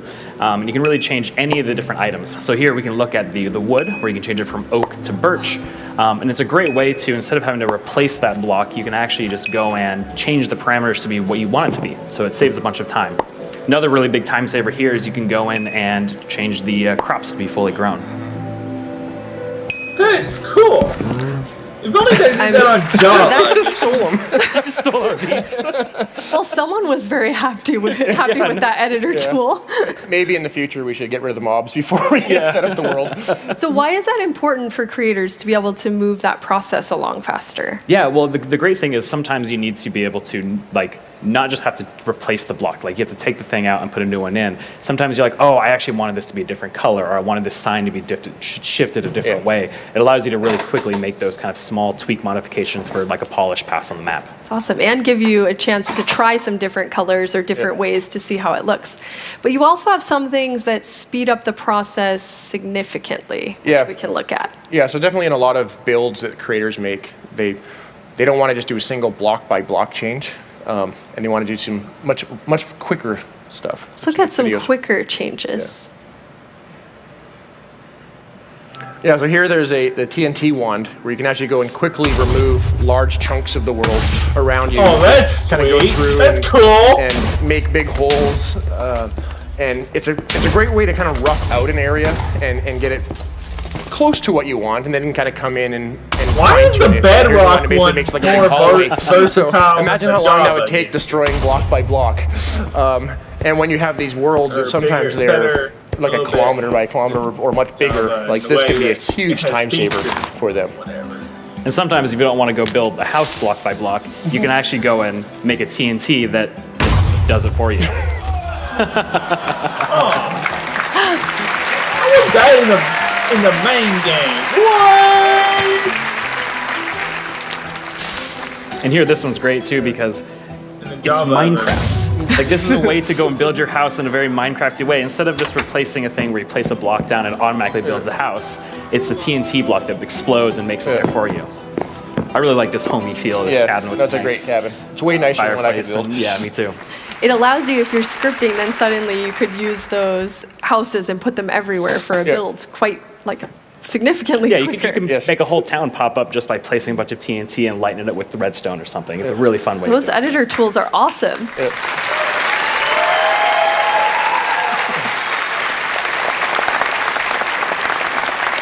And you also have some tools that are helping with gameplay experiences. Yeah, this is where I get most excited about the possibilities of scripting. Not just being able to make editor tools or things that make building faster, but being able to make things that are change the entire gameplay of Minecraft, and not just relying on the vanilla behaviors, but being able to make your own unique behaviors and gameplay mechanics. So this next clip will show a really, really cool way to take on that. Yeah, so we just, so the creator here, he went and made us very quick rope bridge. So he made this cool, he made an item and you can actually just go through and just aim to another point and it'll just build a bridge for you automatically using the slabs from your inventory. Now, Endermen have always been able to teleport, but it's a very sort of random teleport. And this was an ability they went and made where you could actually aim at a point in the world and it'll actually cast you to that point and project you there. So it's kind of a superhero feel map. So it doesn't just give you the ability to teleport, but also gives you this kind of like magic missile kind of mind blast that you can do to take out all those pesky skeletons that are shooting at you. And there's just, it adds this way that you can change the entire way that you can explore the world. So you can build a city and try and go save all the denizens of this city. And there's another feature of this one too, where there's this big shield that you can put up that blocks all the different arrows.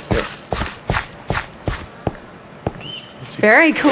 So there's the shield that kind of protects you for, what, 30 seconds or something? 30 seconds, yeah. So creators can use this to create all new and interesting game experiences for players. Yeah. The possibilities are really endless. And you have one other cool thing to show us with scripting. What is that, Jason? Yeah, so we've been working on, Minecraft has had the ability to change skins for a long time. You can change the texture on your model. And as we'd kind of working on that, and we were data driving a lot of parts of the game so creators could change things, and we made it so that creators could change more than just the texture of the player models. We wanted them to be able to change the actual 3D models, change the animations, add special effects to them, et cetera, and stuff like that. So I have a video to kind of show off some of the stuff I personally built in this case. So I've been I'm a big fan of penguins. I think penguins are one of the coolest animals. He's been wanting to add these to Minecraft forever, by the way.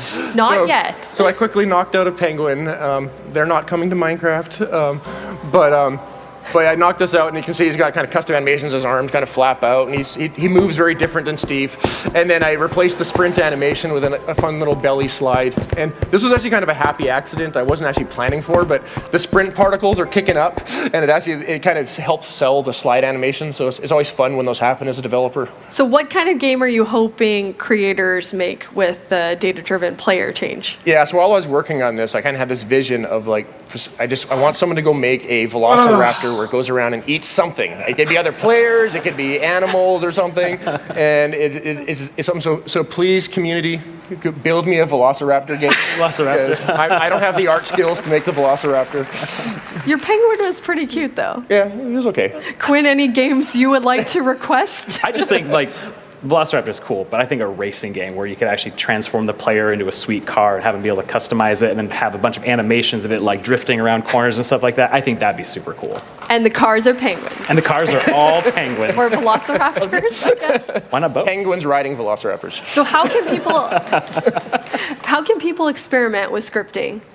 So it's actually available right now. So you can go download the Bedrock Edition and start messing around with scripting. There's a bunch of tutorials on the wiki and across the web that you can basically look at and try and mess around with it yourself. That is amazing. Thank you so much, Quinn and Jason. I have to get that across. It's free, I think.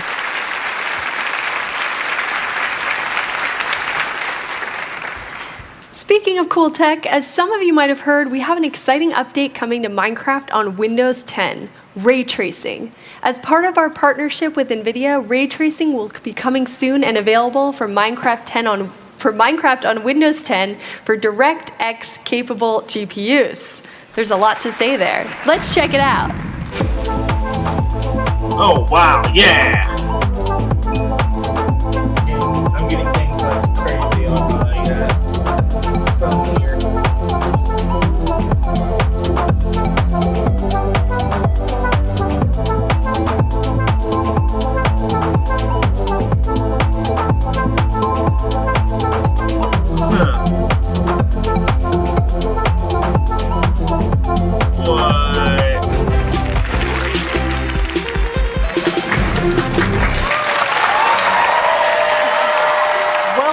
Everyone, it's now time for what is going to be the most intellectual game of Minecon 2019. Let's get excited for Mind Games. Now let's welcome our two teams and see if they have what it takes. Hello, Team Zombie. Hello. Hi. On Team Zombie, we have Shelby and Marielle. How are you feeling? Confident. Confident? Good. Like the confidence. On Team 2, we have Team Skeleton. And We that also is go by Team Winner. Team Winner? Oh. Hey, wait a minute. We have Megan and Liam. Now, let me explain how the game works. Worlds collide, Our teams will and take AR in is turns just to so pick a category fantastic. from the wall over there. Team Each Zombie category- has Hello. 7 words or phrases. One of you must describe the word while the other must guess it. And obviously, you can't use the word itself. You'll have 45 seconds to guess as many of the words as you can. Does everyone understand? No? Well, too bad. Let's begin. Okay. Okay, round 1, Team 1, what category would you like? Let's do It's O Jeopardy. Behave. It's like Jeopardy. Behave.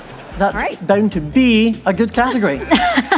So we'll get 45 seconds on the clock. On your marks, get set, go.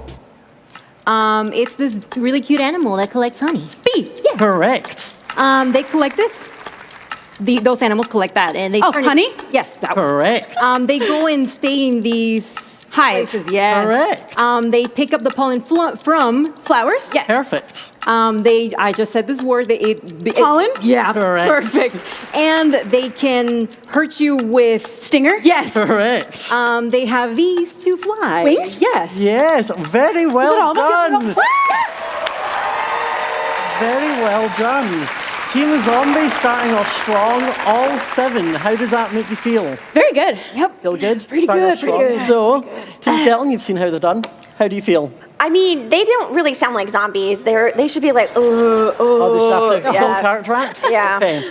So which category are you wanting? How do you feel about Sweet Pandemonium? I like that one. Okay, we're doing that. Pandemonium. Okay. So we'll get 45 seconds on the clock, and if you're ready, go.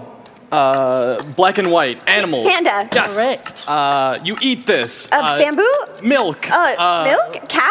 Red Shelby. cake? Shelby put her. Yes, cake. Correct. Pandas eat this. Bamboo? Yes. Correct. They do this. Not a cold, but they not cough. Hot? Oh, sneeze. Yes, perfect. Rare panda. Red panda. No. Other color. Yellow, black, Like a white, tree, a tree. Green panda?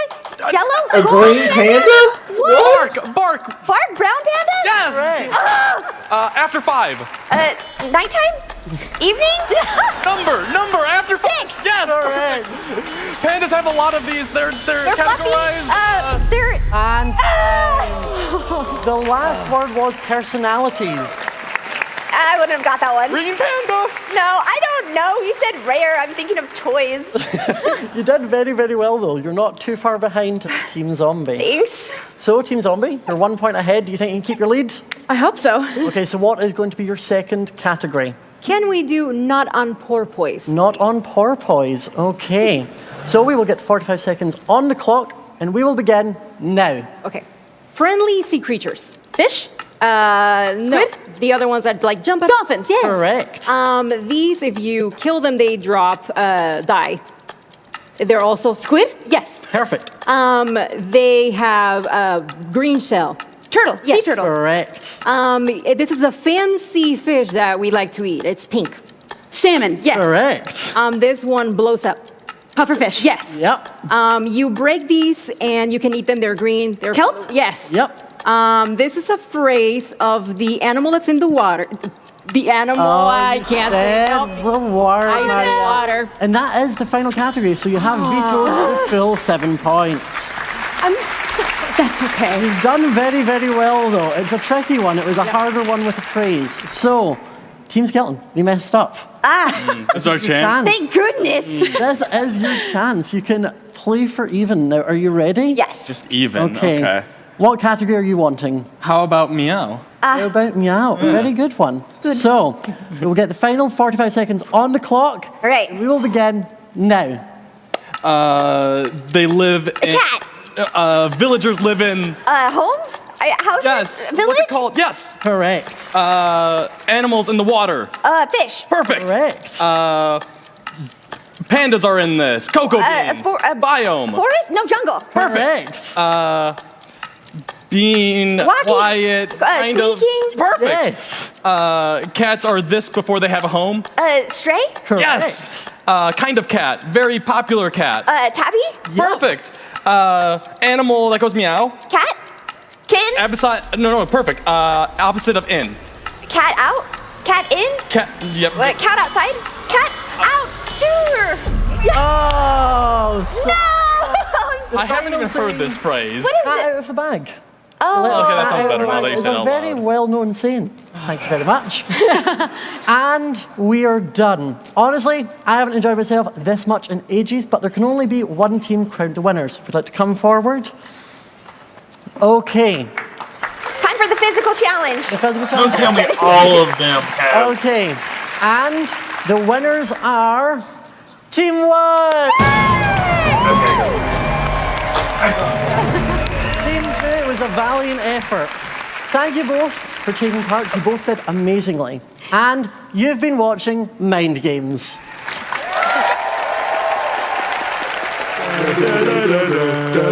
Villager news. Breaking news! An update has swept the realm, changing villager life forever. But one villager refuses to embrace our new way of life. Here's villager number 9 with more info. Thank you, villager number 5. Fellow citizen, why don't you want the update? But I do want the update. Are you against the update? Have you even tried the update? But I am getting the update. What about the new feature? Do you think you're better than us? What? I didn't say any of that. We thought you might say that. So we made this video for you. What? Welcome to the most villager-friendly update ever. There's campfires, berry bushes. Panda. There's taiga villages, desert villages. Panda. Tundra villages, savanna villages. Fox. Villagers all over the realm are loving life. Thanks to the update, I got a job as an armorer. Look at all this stuff. The update gave me a whole bunch of new trades. And look, we have levels now. Find a bed. Gotta find a bed. Yes, we all have new jobs now. I'm a farmer. Hey, get off my crop. Shoo, get away. Nitwits. Any bad thing? No. The update is the greatest thing to happen to villager kind. Look, see how much better your life could be. Get the Village and Pillage update today. The village and what? Doesn't it look great? Did that say mine? So, will you be updating now? Well, there you have it. Another citizen satisfied with the update. Thank you, villager number 9. The Village and Pillage update is out now. Have you updated yet? Yes. No, not you. Them. Villager news.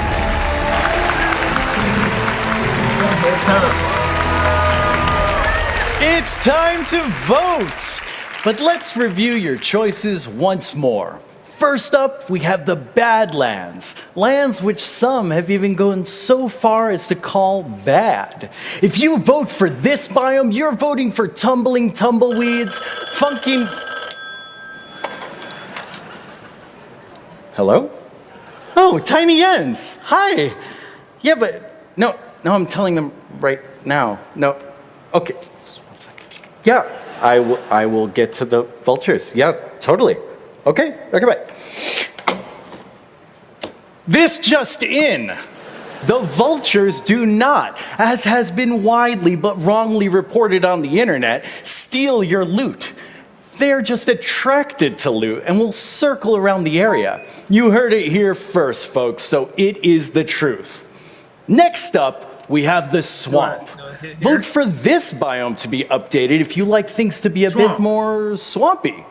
Mangrove trees, hopping frogs, and cool boats with chests in them. And finally, we have the mountains. Vote for this biome if you prefer some high altitude exploration, snow-capped peaks, epic mountainy views, and the snowiest snow since snow. What's your favorite? Which do you want to see updated first? What will you choose? To vote, you need to log into your Twitter account, go to the Minecraft account, and see the poll that's just gone live. Click on your choice to register your vote.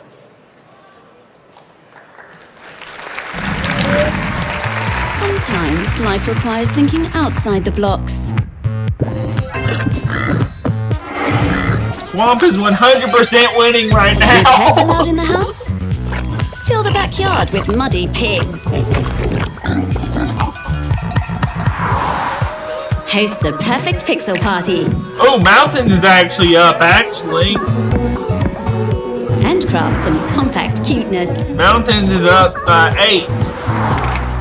Or build something a bit more heavy metal. I guarantee you Mountains is gonna win. Minecraft Earth is at your fingertips. And above your head. And right behind you. Just watch out for surprise chicken showers. Sometimes things don't quite go as planned.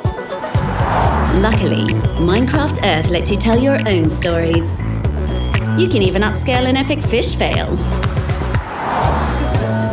So grab your friends and explore an unbelievable world. Our own. Discover new dimensions to your creativity with Minecraft Earth.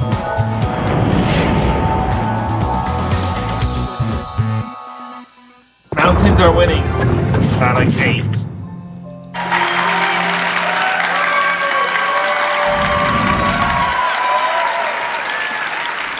I'm back, and I'm with my friends Torvi and Jessica, and we're here to show you Minecraft Earth. Hey, I'm Torvi, and I'm the Minecraft Earth game director. And I'm Jessica, and I'm the lead producer on Minecraft Earth. So Minecraft Earth is a brand new augmented reality game. That means that Minecraft is all around you in real life. You play it on your phone, and it uses the phone camera to place your Minecraft builds and adventures right in front of you. Adventures are life-size pieces of Minecraft that you find in the real world. We have one right here to share with you. This is amazing. We're right inside Minecraft. I know. Look at these cute mobs. They're so adorable life-sized. Oh, wow. And now, they're food. No! Let's dig down and see what we find. Okay. Oh, I think I see something under here. Oh. Is this some kind of puzzle? This is so cool. Huh. What do you think we should do? Maybe we should try putting a flower in the flower pot. Alrighty, I will put the orange tulip in this flower pot. Oh, something's happening. Okay, I'll take this white flower, or place a torch. Don't shoot it. I'll take the lily of the valley and I'll put it right there in the white flower pot. Okay. Ooh. I'm going to take one of these blue flowers. Oh, wait, when is my backpack? I'm going to go and get it. For I think I grabbed that. There you go. Adventures can be puzzles, they can be combat, they can be mining, and so much more. Oh, wait, something's happening. Something is happening. Skeletons! Shoot them. Got them. I'm still getting shot at. Okay. Oh, that's good. We get them all? Great, All right. great. Oh no, Oh, no, zombies no. coming. Watch out, watch out. Oh no! Life-size zombies. Where did they come from? Okay. Okay, well, I hope there are no more mobs. Okay. Oh, I see gold. Oh, awesome. Oh, that- Who should yeah. get it? 47. Well, actually, in an adventure, everyone in Swamp the at adventure 39. shares in what you take out.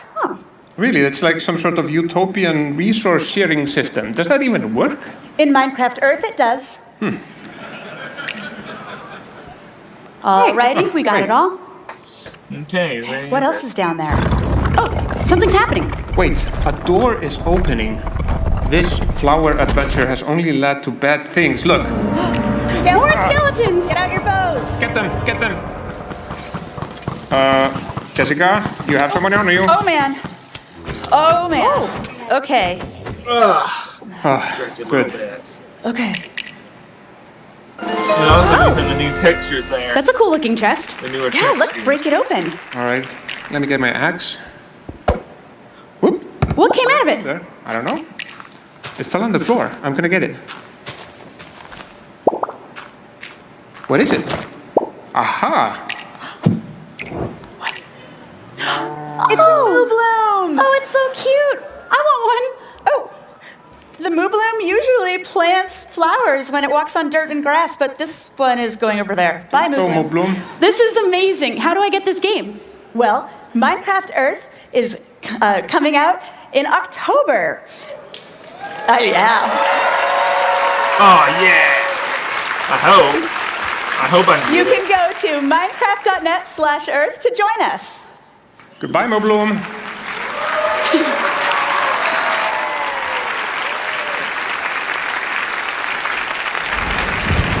Please welcome Alina and Frederick, who are here to announce something awesome.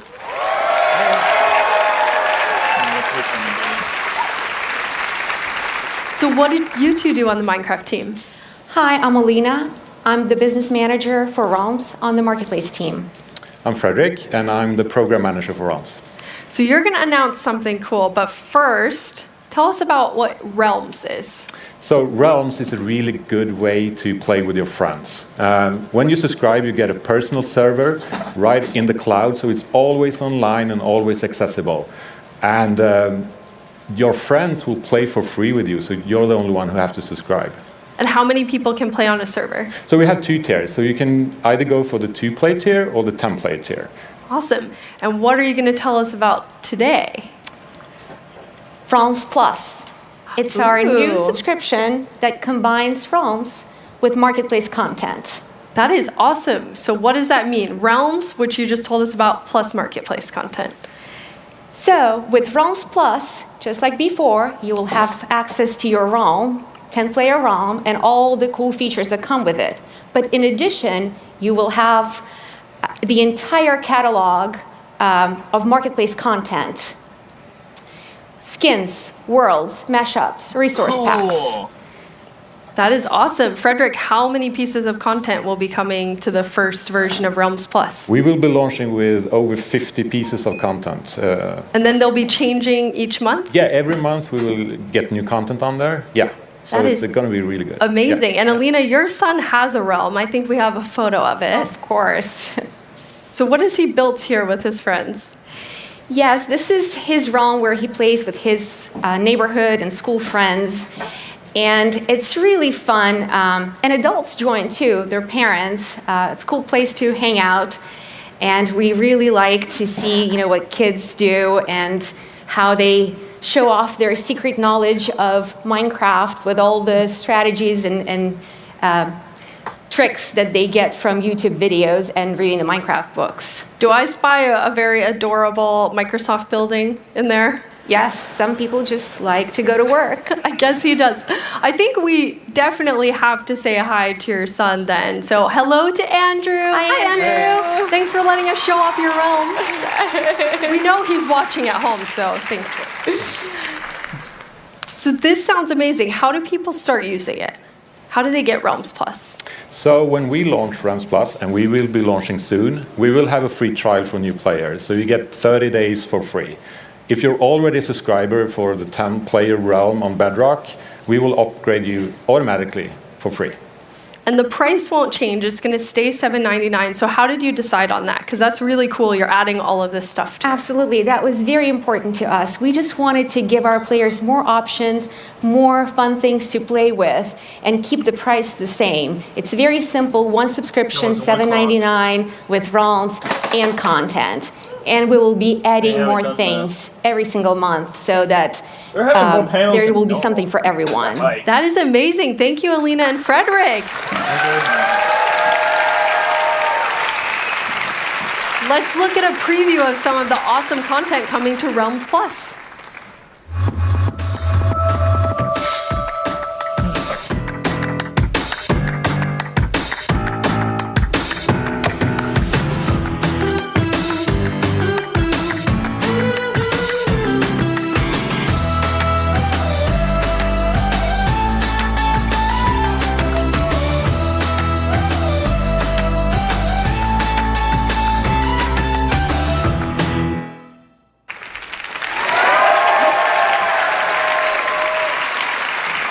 Now I'm joined by Sarah and Jared from the Character Creator team. Thanks for having us here.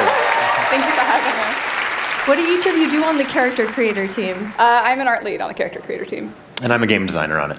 That is awesome. So today we're going to take a look at Character Creator, and we're just going to get right into it so you can tell us about it. Sounds good. Absolutely. So the Character Creator is fun because there's all sorts of different aspects of your character that you can change. Like you can change your skin tone and texture, your eyes, your mouth, your hair, and change the color of all of those different pieces, and then layer clothes on top of it. Yeah, it's something we came up with for Minecraft Earth, because just as we're putting Minecraft into the real world, we wanted a new way to let you put yourself into the game and really represent you. And so adding a bunch of more flexibility for you to build a character piece by piece. We're really inspired by skins. This kind of builds off the history of players building their own skins, but kind of letting you do that inside the game out of all these different parts. And one of the cool things here you can see is doing limb replacements or all sorts of different stuff that lets you represent whatever you look like in real life if that's what you want to do in the game. That's awesome. And all of those players get automatically. Yeah, all that stuff comes for everybody to start building their character automatically. That is really cool. And why was it? Thank you.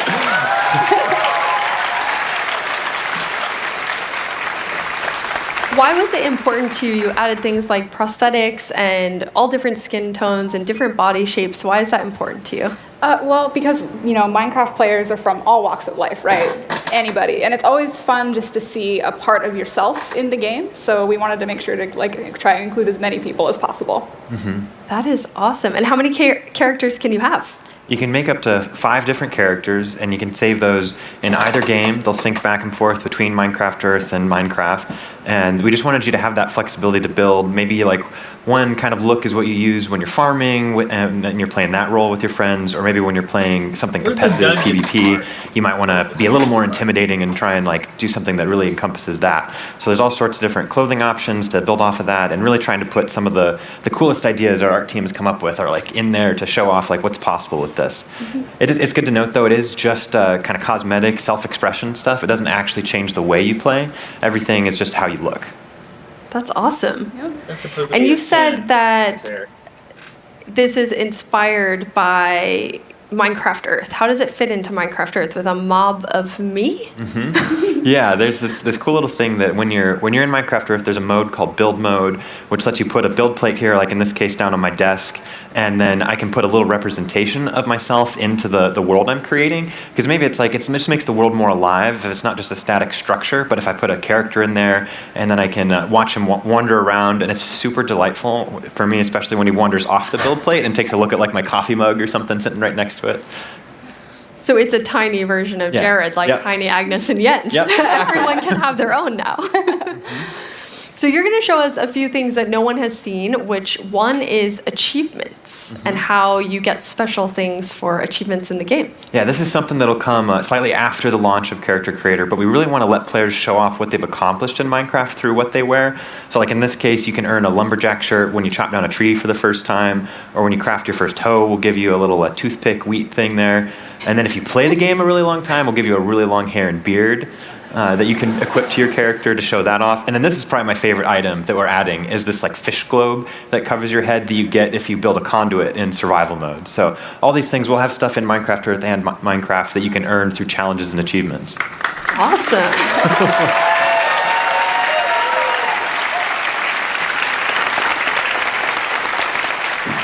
And the next thing we'll jump right into because I know people will be very excited to hear about it. Yeah, for sure. So the sort of two things that are upcoming are capes are coming to the character creator. Cave. It's a cave. They're good. There's gotta be a cave update.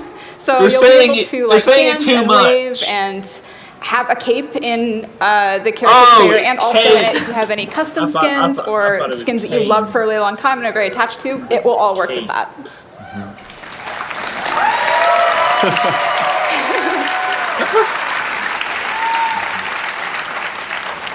And how will people get these awesome capes? They can grab them right now in the marketplace for free. There's one available for everybody if you want to go get it. Right now, it just attaches to the skins that come with the pack that you get. But when Character Creator launches, you'll be able to attach it to any one of the skins you've used in the past, or a new character you build with Character Creator. Awesome.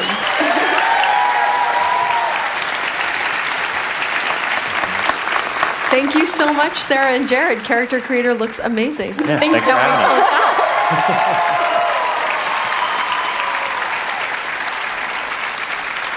Last year, we premiered our Meet a Minecrafter series running on our YouTube channel. Each month, we feature a different Minecrafter and how they're uniquely using the game. Today, you'll meet a Minecrafter named James Delaney. My name's James Delaney, and I'm managing director of a company called Blockworks. I started playing Minecraft when I was about 11 or 12 years old, just a year after the game came out. A friend actually showed it to me, and at first I thought it was a kind of stupid thing, but after a few hours I really got into the creative mode of Minecraft. I started playing online on multiplayer servers with other people who really enjoyed the building aspect of the game.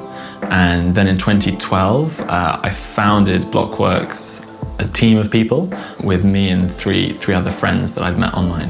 So at Blockworks, we work on two main areas, the Minecraft Marketplace, as well as engagement and educational projects. Those projects, we build worlds for schools, museums, galleries, but also a lot of work with non-profits, charities, and educational institutions. So we have about 30 members who all work from home from about 20 different countries, but we all connect to the same Minecraft server. So we're all working in this virtual office together in the same digital space. So someone builds something in one area of the world, and the other people are watching that and then react and respond to that in what they build. For my final year thesis at university, I looked at democracy and video games specifically, with a big chapter on Minecraft and urban design and how Minecraft could help cities and help communities take part in the planning process, which led me to join the board of Block by Block in 2019. Part of the reason Block by Block uses Minecraft is because it's a very democratic tool, and rather than an architect or a city official telling people what a design can be, anyone can use Minecraft to explain and visualize their own ideas in a fully democratic environment. So buildings like this cathedral here in Siena didn't have just one architect and one person with an idea, but were built by a group of master craftsmen, each improvising the design as they were building it. And Minecraft is in some ways similar because you don't have one plan that everyone follows, but you have multiple people, multiple crafters building in the same world, using their experience and responding to each other at the same time. And maybe this is something that architecture and design today can learn from Minecraft.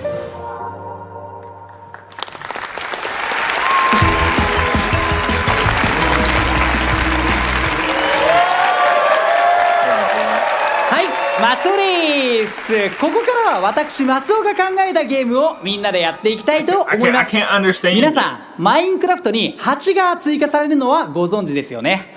今回はその8にちなんだゲームをやっていきたいと思います。その名も88ベンベン。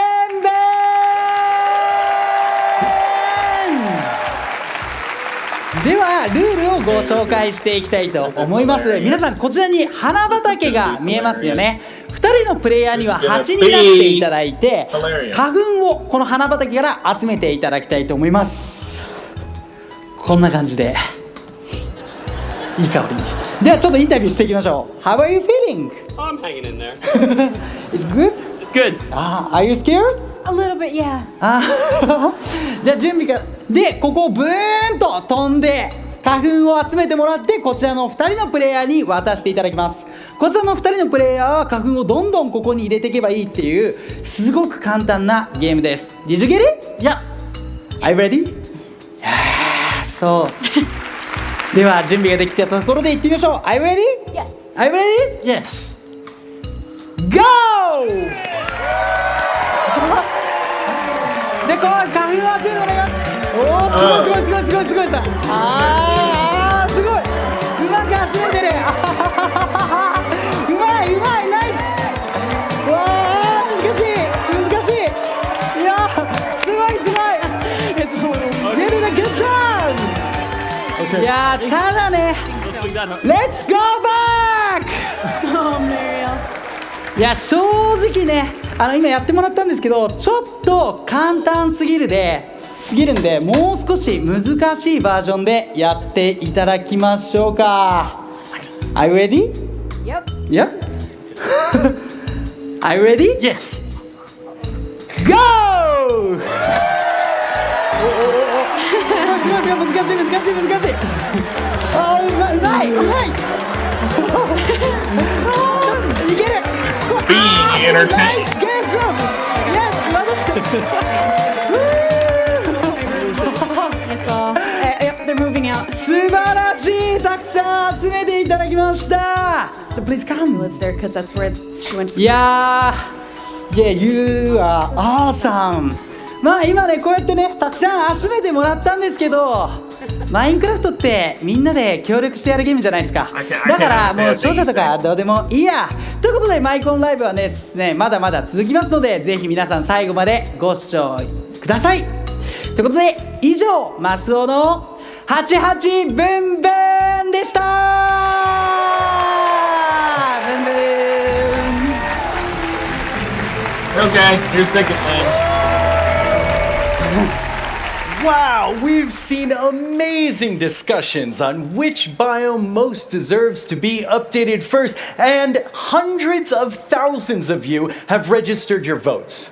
Now for that bittersweet moment to say goodbye to one of your choices to set the stage for the final two. Unfortunately, the Badlands received the least amount of votes and won't make it to round two. The good news is all of you Badlands supporters now get to pick again from the two that are left. So what will it be? Time to vote again, and now you're voting between the mountains and the swamp.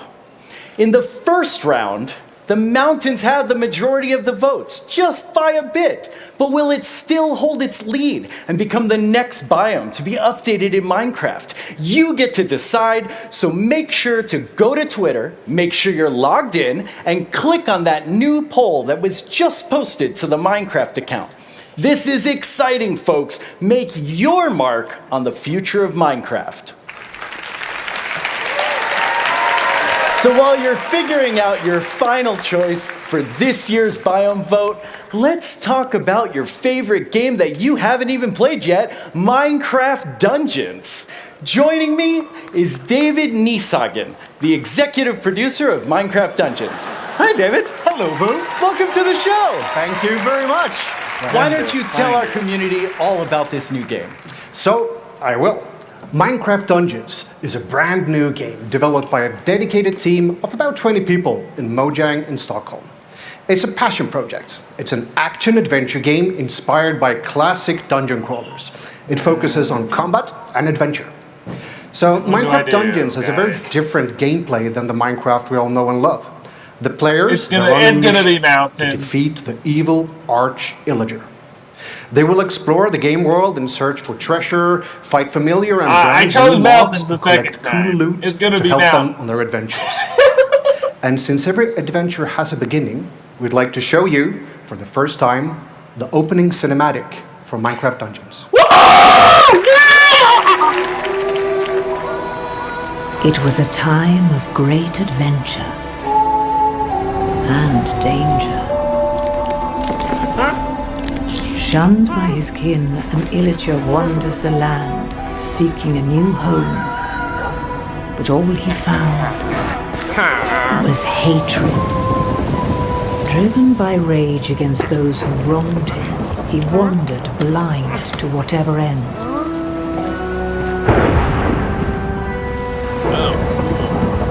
Until at long last, the Illager found something that would change him forever. The Orb of Dominance.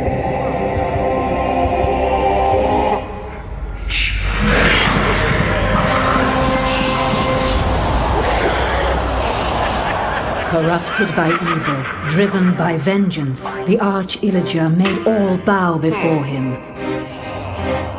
And if they did not bow, they would fall.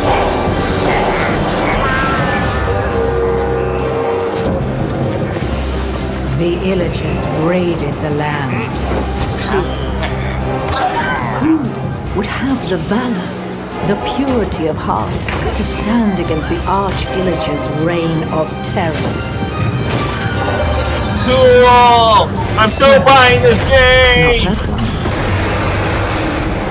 But maybe you.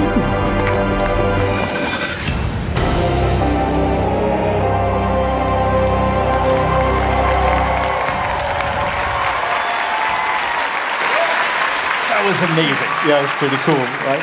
So now we know why the players are on their adventures.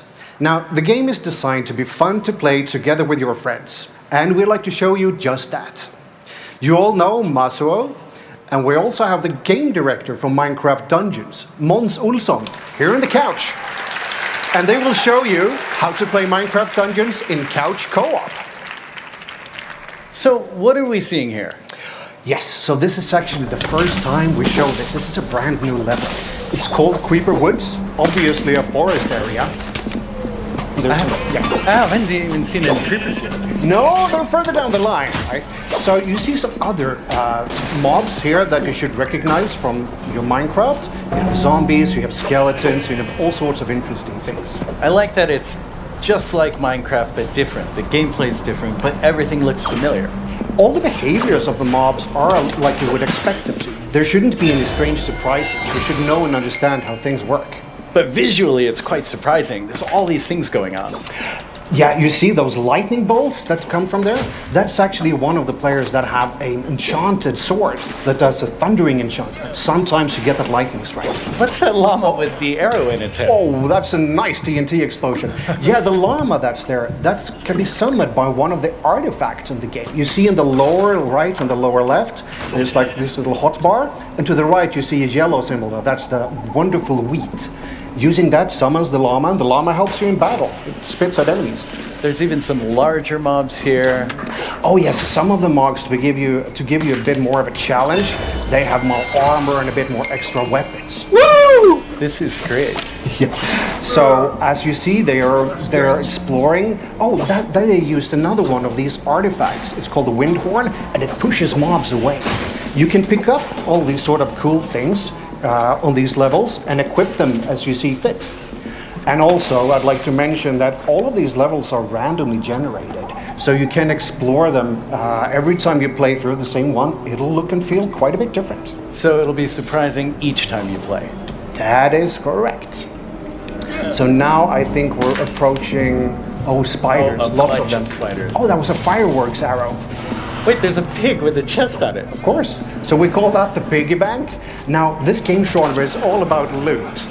So if you manage to find one of those and get some help from it, oh wow, yeah, it drops lots of cool loot, and that you can equip just as you see fit. Now, Mons and Masu are actually coming up to a rather difficult part, so let's get them some expert help. So let's welcome Marielle. Yeah. So you can hot join this game at any time, and you can play up to 4 players together. The game scales its difficulty depending on how many players you have. So let's see how they do. Yeah, so when you join, immediately difficulty scales up. Yeah. What if you leave? It scales down. Okay. So if you need to go head off to the bathroom, yeah, you can do that. So up to the upper right corner, you see the objective, what the players are supposed to do. Now they're supposed to free the villagers. They just saved 1 out of 5, and so there's 4 more to discover and save. And as you see, there are more mobs now. Oh, that's going to be a tricky TNT. Oh, someone was knocked down. I love the huge effects of some of these things. Oh, what is that? Oh, that's a healing totem. Anything that's inside the runes gets extra health. And I saw one of them just revive the other. Yep.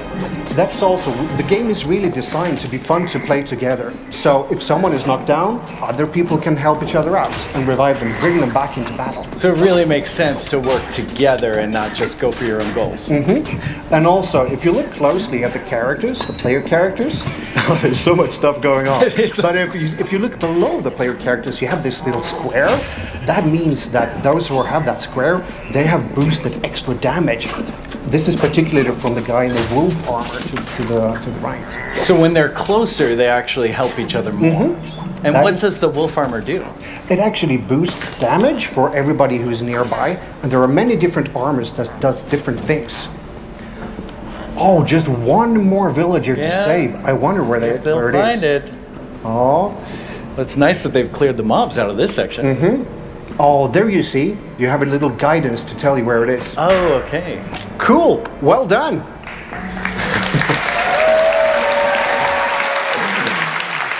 Mons, Masu, and Marielle now save these villagers from the evil arch-illager. But there are many more adventures to be had in Minecraft Dungeons.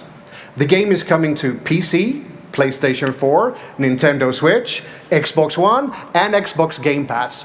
And if you want to know more, remember to sign up at minecraft.net/dungeons. Well, that's all the time we have with David for now. Don't forget to go and register your biome vote on Twitter. This is your last chance to help choose what biome will be updated next in Minecraft.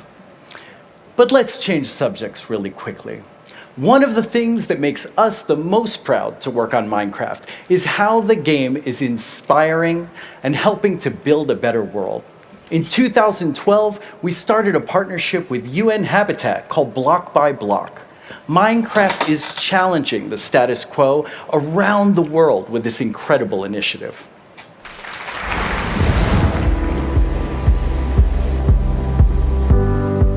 When people are passionate about things, they find a way to use it to make a difference around them. Minecraft introduces people to potential they didn't know they had. We decided and we made a change.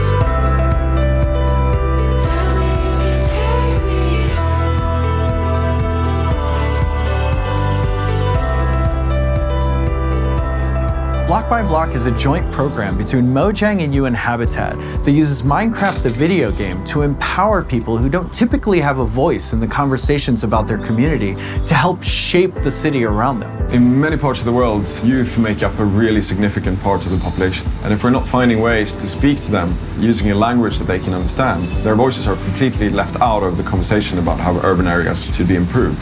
Most of the youngsters here in Kenya, they don't have the place to expose what they are thinking. The people who know the best what a certain part of the city needs are the ones who actually live there. Projects can range from anything from a park that's used by all ages, day and night, to a route that school children use to walk to and from school every day.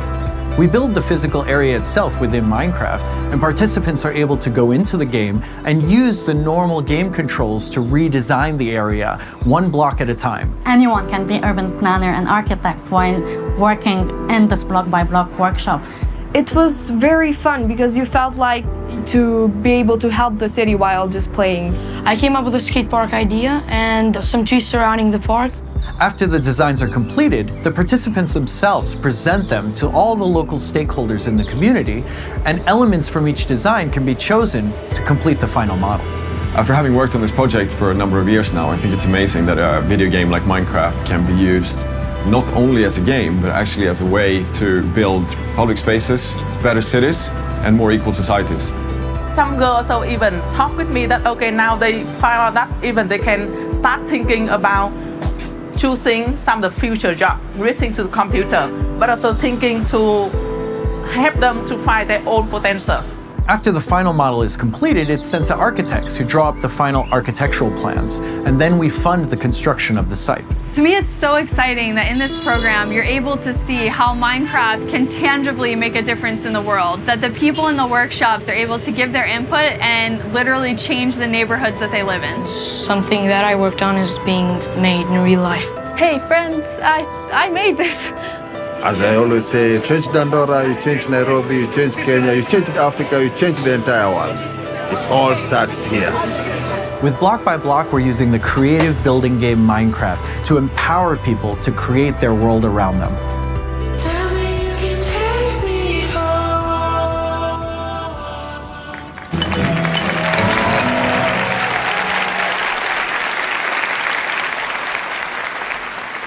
Welcome, everyone!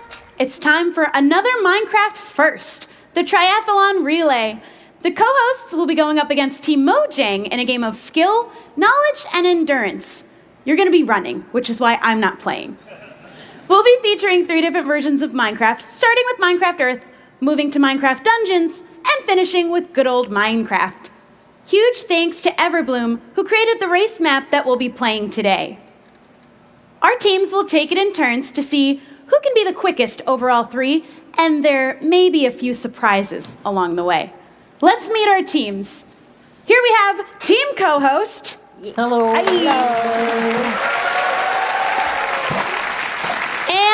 Team Mojang.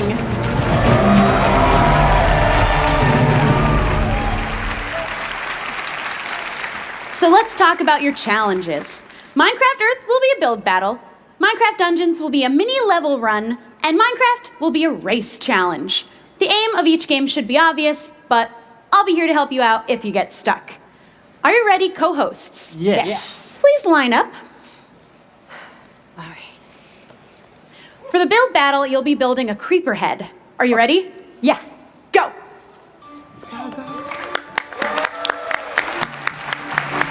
We've got the blocks for her ready in her inventory with various greens, black.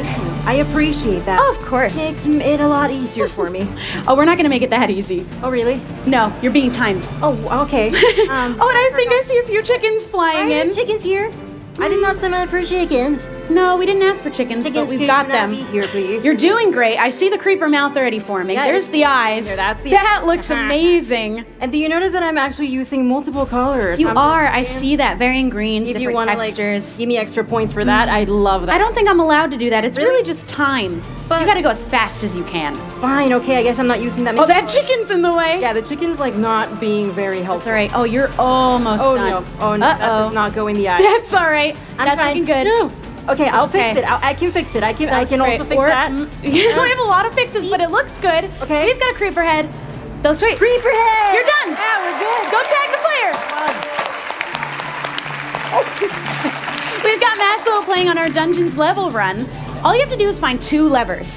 Two levers. Just 2. Where are the levers? We won't make it that easy, though. There's a good few monsters in here. Hey, don't attack me. Oh, they're definitely going to attack you. But there's one. You've got one. Now you just need one more. One more. Try and get there without dying. No, don't attack me. There's a lot of monsters there to block you. You just got to duck and roll through them. Ooh, there's a skeleton there to stop you. Oh, there it is. I found it. Oh, no. Oh, you just got to click it. Oh, you're stuck. Oh, no. Oh, no. Oh. That's all right. I think you better go tag your next player. You were right there at the lever. Having to is a double. That's all right. Go tag Scott. Let's get into the race. Yes. All right, Scott, let's see if you can make up some time in this race. We'll just start the countdown for you. 3, I'm ready. 2, I'm gonna do my 1, best. go. There you go. You just got to run through the. Creeper Those creepers are in the way. You don't look happy. Oh, now you just got to do some parkour to get across. You know how awful I am at parkour. Are you awful? Hey, That was oh. great. We'll have a little party really quick. It's fine. Okay. Oh, God. Sensitivity's a little high. Ravager run. All right, the Ravagers are a little quick, but we've got you on a pretty good horse. Yeah. Yeah, we're just gonna go on a nice stroll. We didn't name him. Feel free to give him one. Gerald. Gerald. All right, he's doing a great job. Villagers are cheering you on. All right. The audience at home are. And the audience at home, I'm sure they're cheering you on. There they are. There we go. Great job. There you go. We just got to get you slipping around through the ice. But don't slip too much. All right. Okay. We're doing good. Now we've got a little game to play here. Okay. The skeletons aren't going to get in your way. Okay. All right. Here we're going to just play a Whack-a-fox. quick game of Whack-a-Fox. Okay. No foxes were harmed in the making of this game. You just got to give them a pat on the head. I think you just need a couple more and we'll send you on through the next room. Oh, that Ooh, one's they're fun. quick though. There you go. We're gonna go for some mining now. Normally you wouldn't dig down, but you'll be fine, I think. Okay, we're fine. We're Oh, okay. you're fine. Oh, there's the Enderman. Yeah, they're just building a quick portal for you. Okay, I'm Let good. them do their jobs. You just gotta go right on through. Okay. And you did it.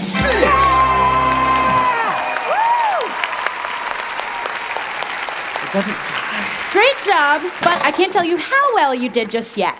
Now it's Team Mojang's turn. Are you guys ready? Yeah. Yes. Okay. Again, you'll be building a creeper head for the build battle. Hopefully the Ready? next part is Go. the next major update. We've got the same inventory, same setup. Just gotta build it as quick as you can. Because this is all about time. 2, 3, 4, 5. Oh, I see some chickens coming in. Oh. Hopefully they don't get in the way. 4, 5, 6, 7. Ooh, we're counting. Oh, yeah, I know This is how to gonna make be a accurate. creeper. These are the experts after all. Right, you make the frame first. Very good technique. Now, Zombies aren't supposed to be there. Yeah, don't get in my way, man. I got a job to do. They're bumping into each other. They're fine. Great. Okay, as long as All right. We see the mouth. Stay That off was my mouth. great. Oh, there's a mistake. We'll That's all fix right. that. Okay.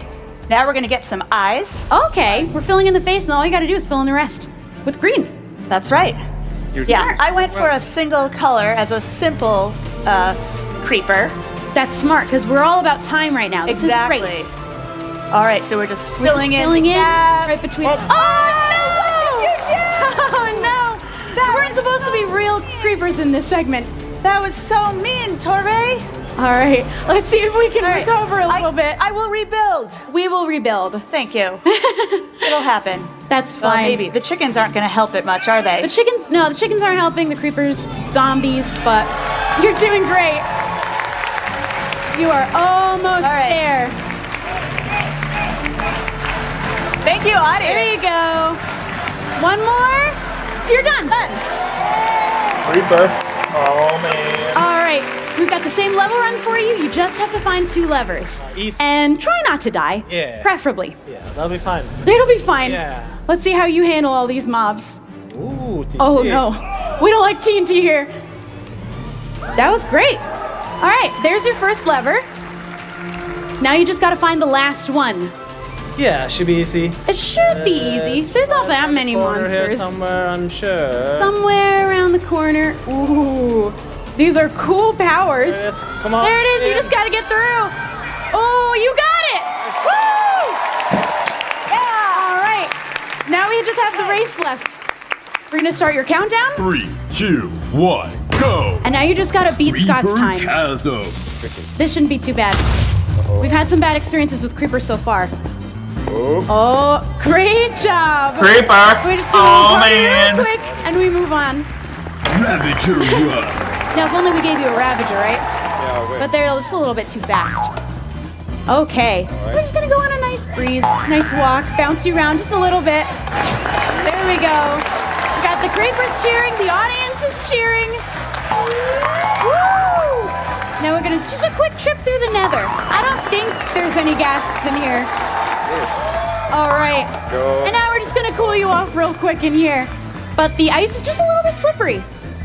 So let's see how quick you can slip right through this section. There you go. Don't get too dizzy in here. All right. Skeleton's taken care of. Now we're gonna play Whack-a-Fox.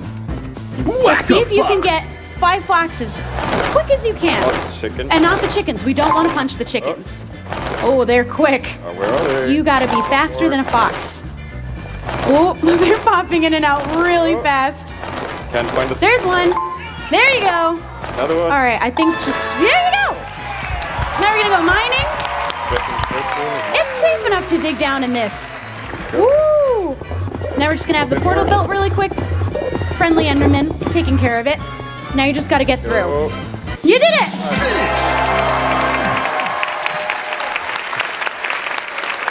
You guys did great. Why don't you gather around? We're gonna see who won the first ever Minecraft relay. All right, you guys all did great, but our winner today is Team Co-Hosts. Thank you guys so much. Since 2011, Minecon has been the time of year that we come together to celebrate the past, present, and perhaps most excitingly, the future of Minecraft. Our event has evolved over the years to what you're experiencing right now, and next year we're evolving it even further. Joining our live broadcast in 2020 will be an all-new, in-person event called Minecraft Festival. Minecraft Festival will take place from September 25th to September 27th in Orlando, Florida.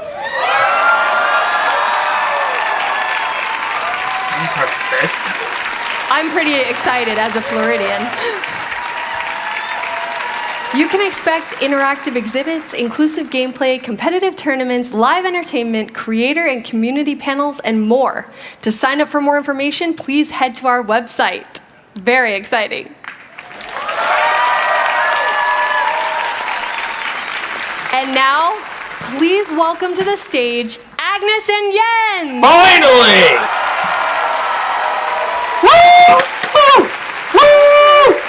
Welcome. How has the show been for the two of you? You were buzzing around. Yes, no, it's been super fun. Yeah, really amazing.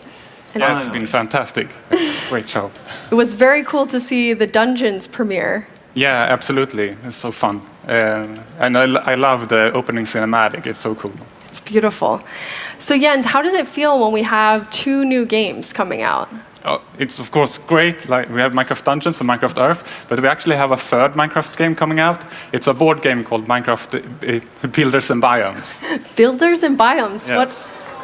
Very exciting. Yeah, there might be a hint at Builders and Biomes somewhere for people to see. So you're going to tell us about an update, the next big update. But before that, I want to know how you got into gaming. Agnes? Oh, yeah, so I have played games and loved games as long as I can remember.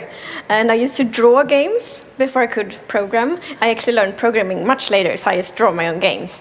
Yeah, and then one day I thankfully made it into gaming and work on games, and it's so fun. We have a photo of the original Tiny Agnes here. I love that you're playing on a computer. You also have a baby bottle. So those, you have really been playing since you were very small. Yes, I mean, I think I should be old enough to drink from something else there, though. But I probably was quite stubborn. I'm like, I want my bottle. Were you coding at this point, or was that, you said much later? Yeah, no coding yet, only playing. And Jens, how was game development? How did you get your start? Yeah, it's a very similar story. Like I loved games, and I made levels on paper and added enemies. And when a friend showed me a shoot 'em up construction kit on the C64, then that's when I realized, oh, you can make games. And I've been doing that since then, more or less. And of course, we have a photo of adorable tiny Jens there on the left playing a Game & Watch. Yes. You look the same. Without the more beardy. So you're going to tell us about the next update. Yes, but first, Okay, but first, A part of the next update, we want to show you a block that is not completely related to the theme of the update, but still it's really cool. So here is the target block. target block.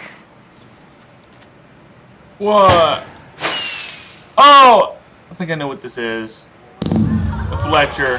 Something to do with Fletcher.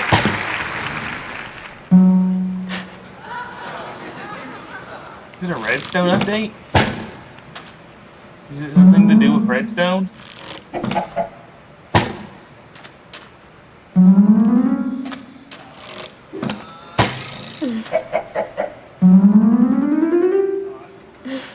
Ooh.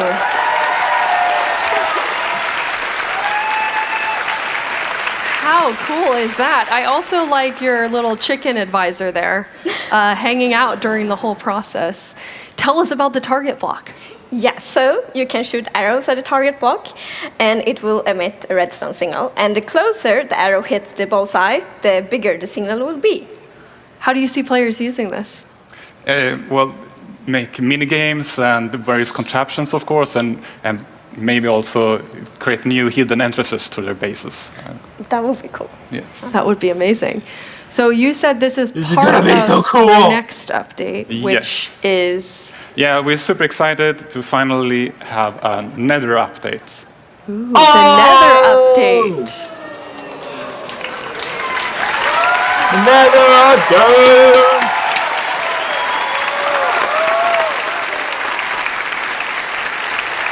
The Nether. So the Nether hasn't been a place that's very livable, and that is all about to change. So how is that changing? I mean, well, it will still not be easy to live there. Okay. But you can. So we want players to be able to have a base there. So for example, you can set your spawn in Nether, you can find food in Nether, but it's still really a dangerous place. Food in the Nether. So that means there's something. Well, it's a new mob, and we will talk more about it later. Okay. So first, Yeah, of course. We also wanted to make sure that there's more things to explore and yeah, more things to find and more things to do. So we wanted to introduce biomes to the Nether. Yes, so we will actually show some of them today, and the first one is the Soul Sand Valley. Soul Sand Valley. Oh! Whoa! What? Blue fire? What?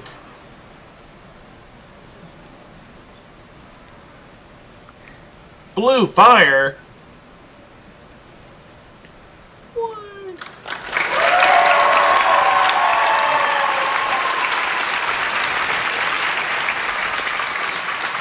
You're right. Not sure I would want to live there.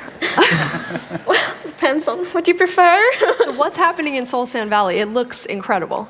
Yeah, so I would say this is a scary biome. It's quite barren, and it has this blue fog and the blue fire, which is a new block. Or actually, if you place fire on a soul sand, it will now turn blue. And it's also like the stalactites and visible fossils. And you'll be able to take the soul sand block, and that will work in any of the dimensions. Absolutely. That is very cool. I bet people will do really amazing things with blue flames. You did say biomes, so we have another biome to look at. What biome is that? It's the Nedward Forest. Whoa. Okay, these are just concepts. I get that. What?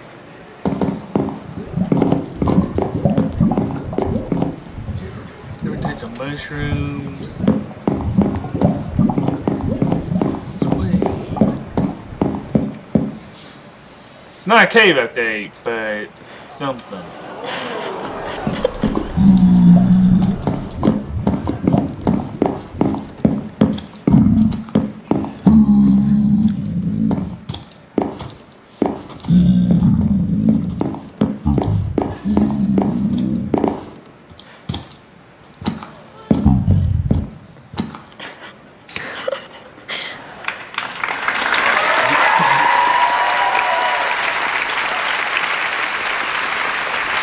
There's a lot in the nether forest, so what's happening in there?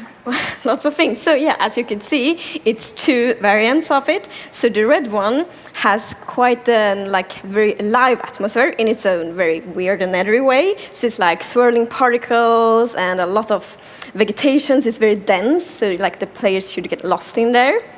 And then we have the blue one, which has a very a unique atmosphere. It's like even more weird, if possible. And it has just the particles that are falling and lots of new blocks, lots of new vegetation.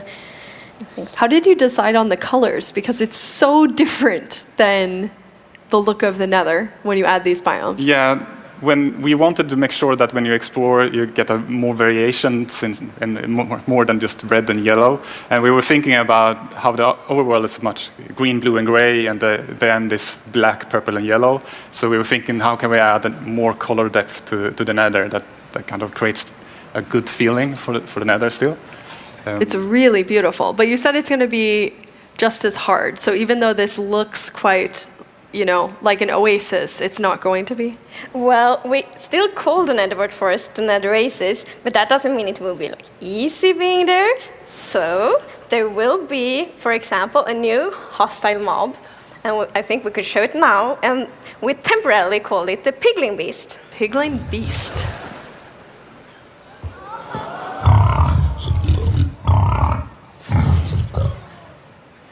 Oh, okay.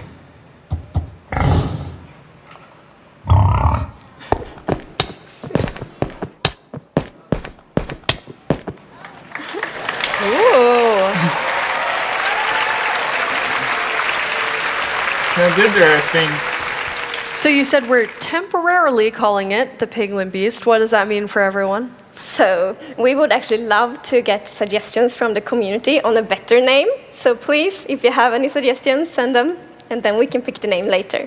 And what happens with this new to-be-named Piglin Beast? So the to-be-named Piglin Beast is really aggressive, so it's quite scary, but it's also the food source in Nether, actually.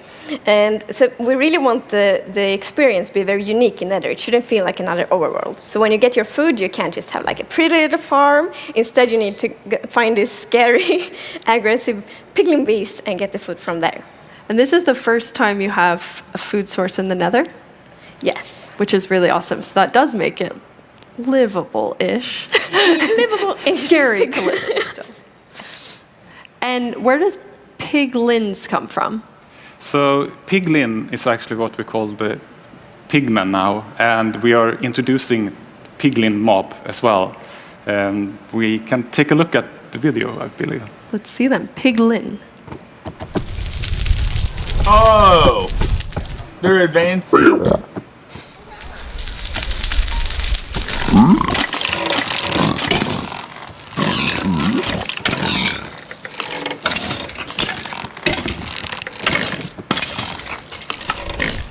We're gonna have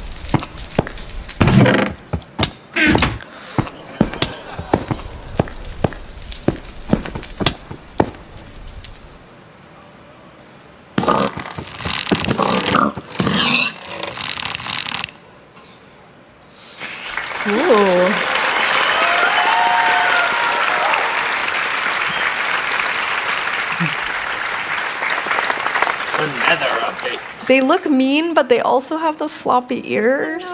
The floppy. They're kind of cute too.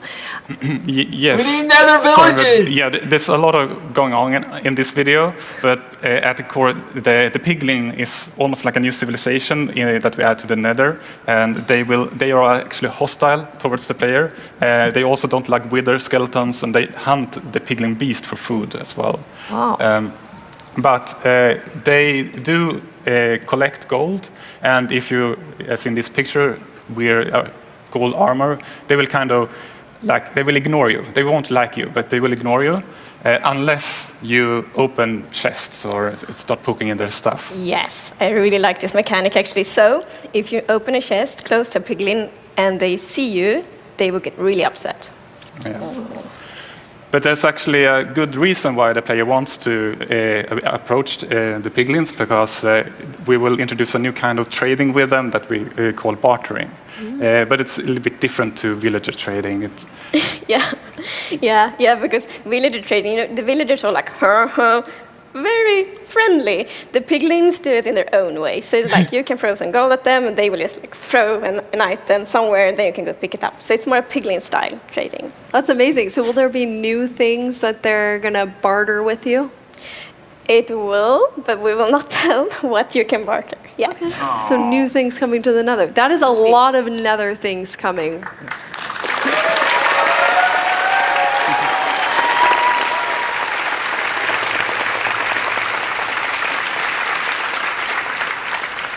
Any particular favorites in this update for either of you? Or you love them all too much? Yes, but for me, it is the piglins because we have so many ideas.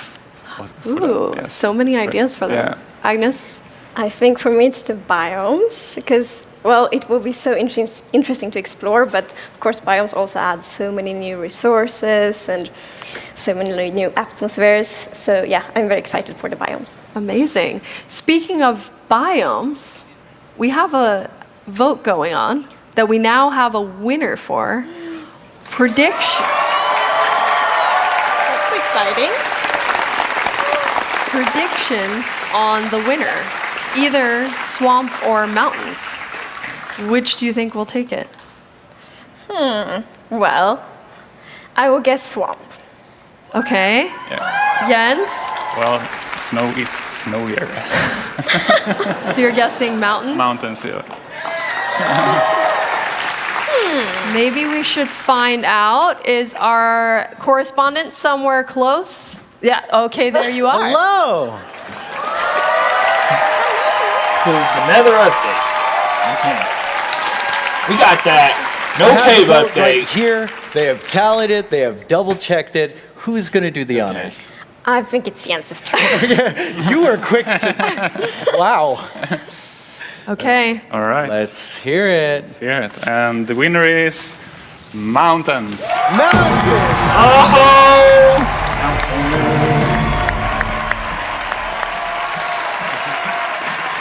That is I amazing. boosted it up. How does it feel with the mountains? It's great. Absolutely. Yeah. It's gonna It be is also a lot your of fun. prediction. His prediction, yes. Can you remind us what we'll be getting in the mountains? You will get goats, and you will get kind of a new kind of snow. Yes. Yes. And we'll also look into like the generation of the mountains to give them a more majestic feel. Yeah. Ooh.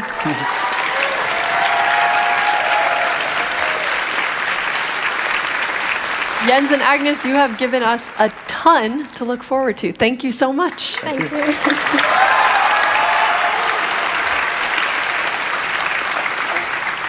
It's been a show packed full of announcements. And to answer some of the questions that have been coming in live during the show, stay tuned for a developer panel that begins right after this. But first, let's take a quick look at what's happened over the course of this show with so many updates. Another update! Nothing about combat. Interesting.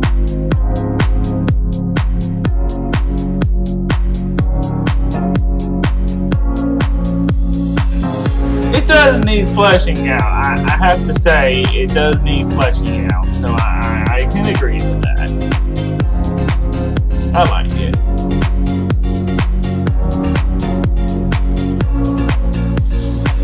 I'm just surprised that like they didn't do it. They wouldn't do a cave update yet.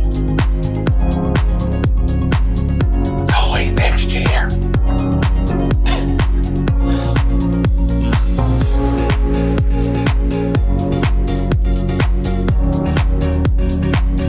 Always next year.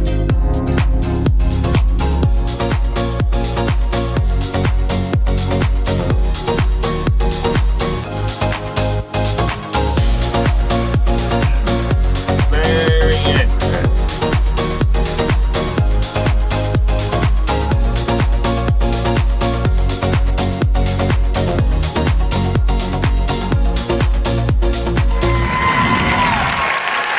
Minecraft wouldn't be what it is today without all of you.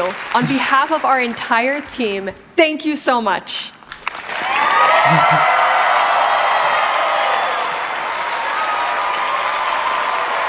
Mountains are coming, but maybe we'll get a minor cave.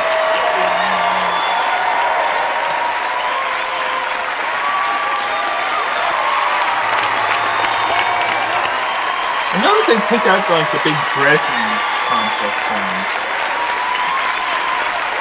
That wasn't as popular.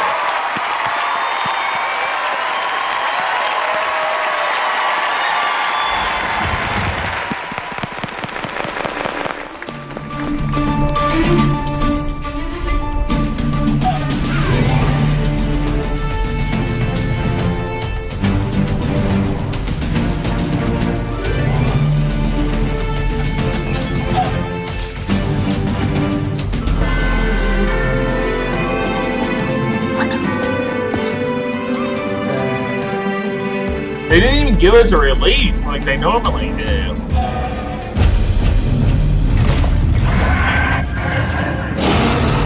$2020.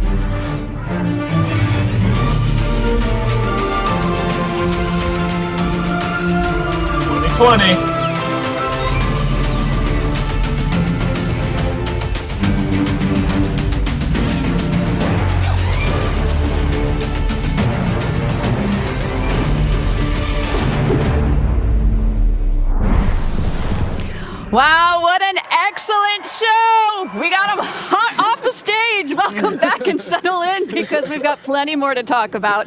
Let's kick off our post-show wrap-up with our developers panel. Thank you, everybody, for joining me here backstage. Excellent job on the show. Thank you. Yeah. As also joining us in a little bit, you know her as one of the hosts of the show and Mojang's chief brand officer, Lydia Winters. But let's jump into the panel first. So, Corey, you work on the vanilla gameplay team. What are your plans for the Illusioner mob? Oh, the Illusioner. Mm-hmm. All right. So the Illusioner has been in the game for quite a while, but it hasn't actually, at least in Java Edition, but it hasn't actually been part of the core game. It's just been there kind of hiding. So I really want to add the Illusioner to the game.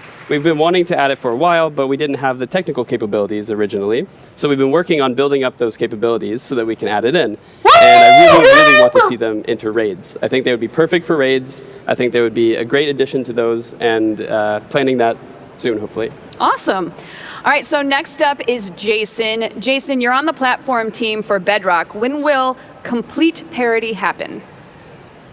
So, for every update, we want to actually have each update come out at the same time for both versions, for all the updates moving forward. There's obviously a back catalog of parity differences. So now we know the Illusioner is coming. But realistically, we'll probably have a full parity because there are different technical, they're just a different technical platform that each one is on, and there's different design considerations as well. So like on Bedrock, we have to make sure that touch and controller work really well, and sometimes we have to tweak gameplay as a result of that to get everything to feel as good as it possibly can. But we want to make sure, at least spiritually, the games both platforms feel like the same game.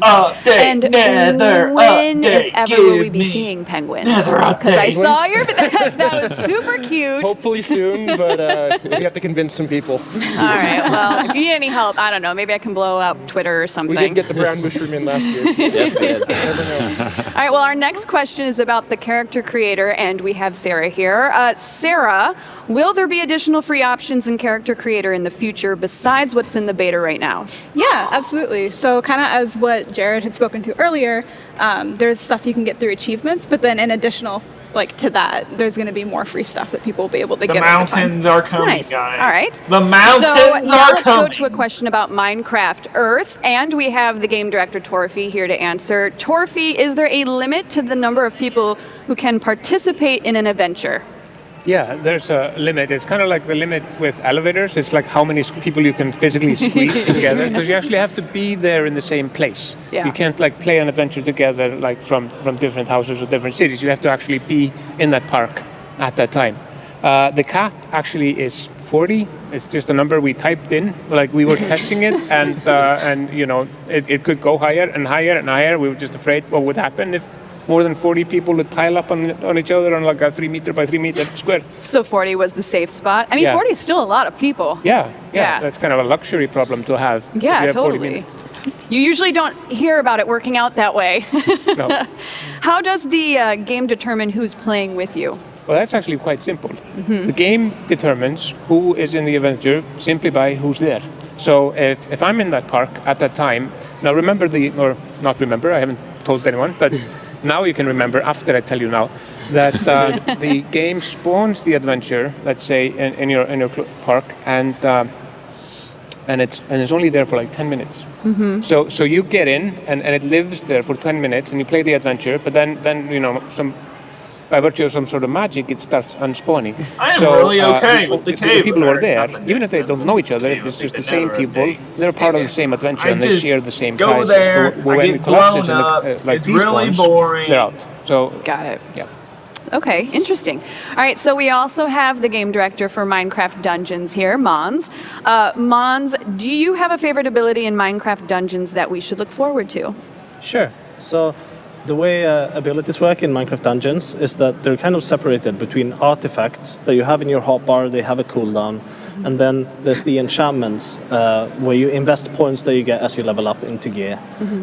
So I think combining those gives some really interesting gameplay. So I'm the type of person who likes to play an archer character, take out enemies from a distance. So combining the multi-shot enchantment for bows, which lets you kill a bunch of mobs at once, and then using the fireworks arrow to sort of get fireworks all over the screen. I think that's really fun. That's super cool. All right, so let's now get into some vanilla gameplay questions, this time for Agnes from the vanilla gameplay team. Agnes, why are there no female villagers? Okay, yeah. So the reason is that we actually don't have any genders at all in Minecraft. I mean, I am aware of that the existing villagers do look quite much like men, but they are not actually. It's more for historical reasons that look like men.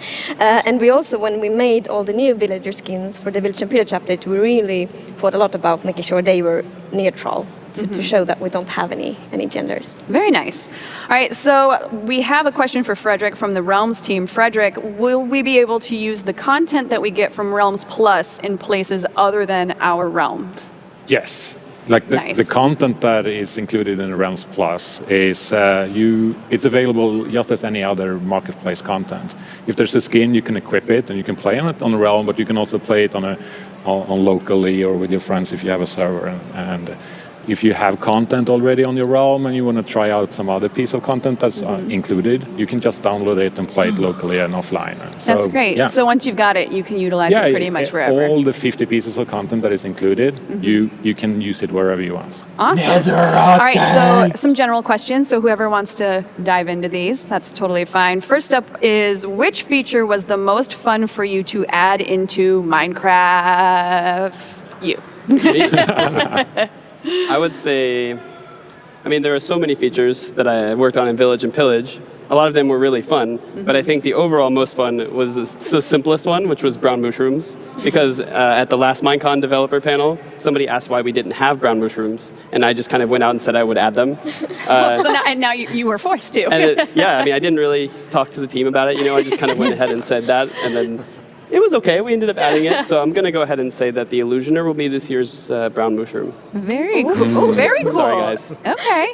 Anybody else has a particular favorite that they want to talk about? I loved working on the entire Update Aquatic, but especially on Update Aquatic, the tropical fish. It was kind of funny, because initially we were like, we're just going to put a clownfish in there, and we're working on the coral, and I'm like, corals have way more color variations than this and stuff like that. And I was like, hey, what if we made 16 colors of fish? And then I'm like, well, what if we had 2 shapes? What if we had 16 colors of stripes? What if we had this? And then we had 3,500 different patterns of fish or something. So it kind of grew up, but it was so much fun to do that. And I love seeing that, how it turned out in the reefs as a result. Personal question off the top of my head, just because I'm curious about this, but there's so many options in order to build things and be creative in Minecraft. Do you ever find yourself having to pull back? And then if so, how do you make those decisions? I am excited about the honey blocks. Yeah, so just the easy one off the top of my head, y'all. Target That's blocks. how good I am. Anybody want to go for that, or did I scare you all?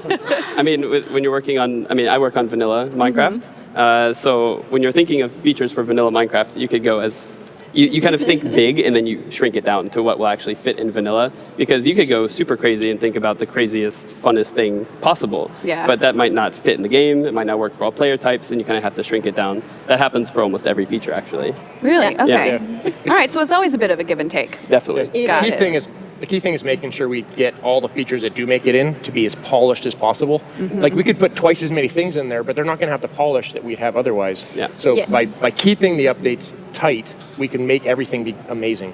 Yeah, and I would we- also say that it's also No, sorry, it's fine. okay, all right. Important that whatever you put in there doesn't have just like one function. Like you generally, if you add a block or you add a mob, they should have like multiple functions and be connected to multiple systems. Like we have this new chicken in Minecraft called the Cluckshroom, and the Cluckshroom actually loves to hide in the darkness and lays mushrooms. And it was actually a problem when we were testing I don't blame it. I Yeah. put a bunch of them on a build plate, and I was like turned back, and I looked back, and they were all gone. We thought it was a bug, and we started debugging it. But we realized later they had found a small crack in the ground, like a little tunnel into the ground, and I started digging, and they were all hiding like in a little hole. Because they're ashamed that they're laying mushrooms. I think to Toffee's point as well, so we really think about when we add these things, like you have with the Clash Room, and like when we add things to dungeons, about how it fits into Minecraft as a whole, right? So we have loads and loads of ideas, obviously, and they all go into sort of a phase of pruning, and then we take the things that feel like they really belong in the game, and then we add those. Very cool. Agnes, did you want to finish your thought? And then the next question actually is for you too. Okay, no, sure, but I can finish this one. No, so, yes, related to this, we work a lot, very iterative and with prototypes, and to make sure that it's actually fun in game. So we make sure to implement all the things very early, so we can test in game and then decide based on how it feels in game what should stay in the update and what should be removed. And it's also not a failure if we, for example, remove a prototype. That's part of the process to make sure that we really have fun things that we deliver. All right, well, so the next question for you actually is a Twitter question, and it is, will you update all 3 biomes eventually, but first the one that got voted, or only the one that got voted? We will update all of them eventually. So, yeah, but mountains will be first. Very cool. Good, because that's the one I voted for. I voted for Swamp You guys first, were on then stage. voted for Mount. I voted for Swamp. So, but I really Well, you lost. I like mountains.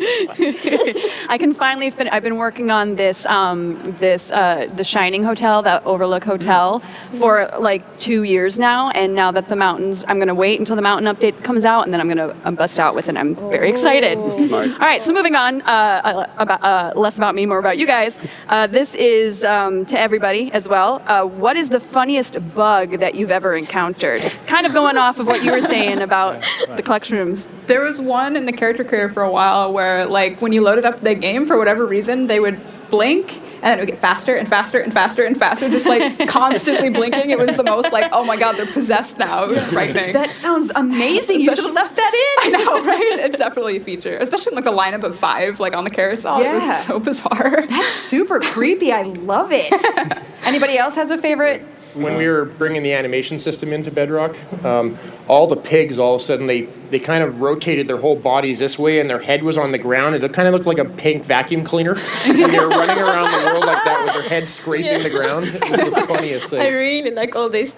Yes, when the mob's models gets weird, which they kind of always get when we add a new animal to Minecraft, because it's, at least in Java, it's super tricky to add them. So it's often the head is there and the legs are up on the back, and it just looks super weird, and they walk around.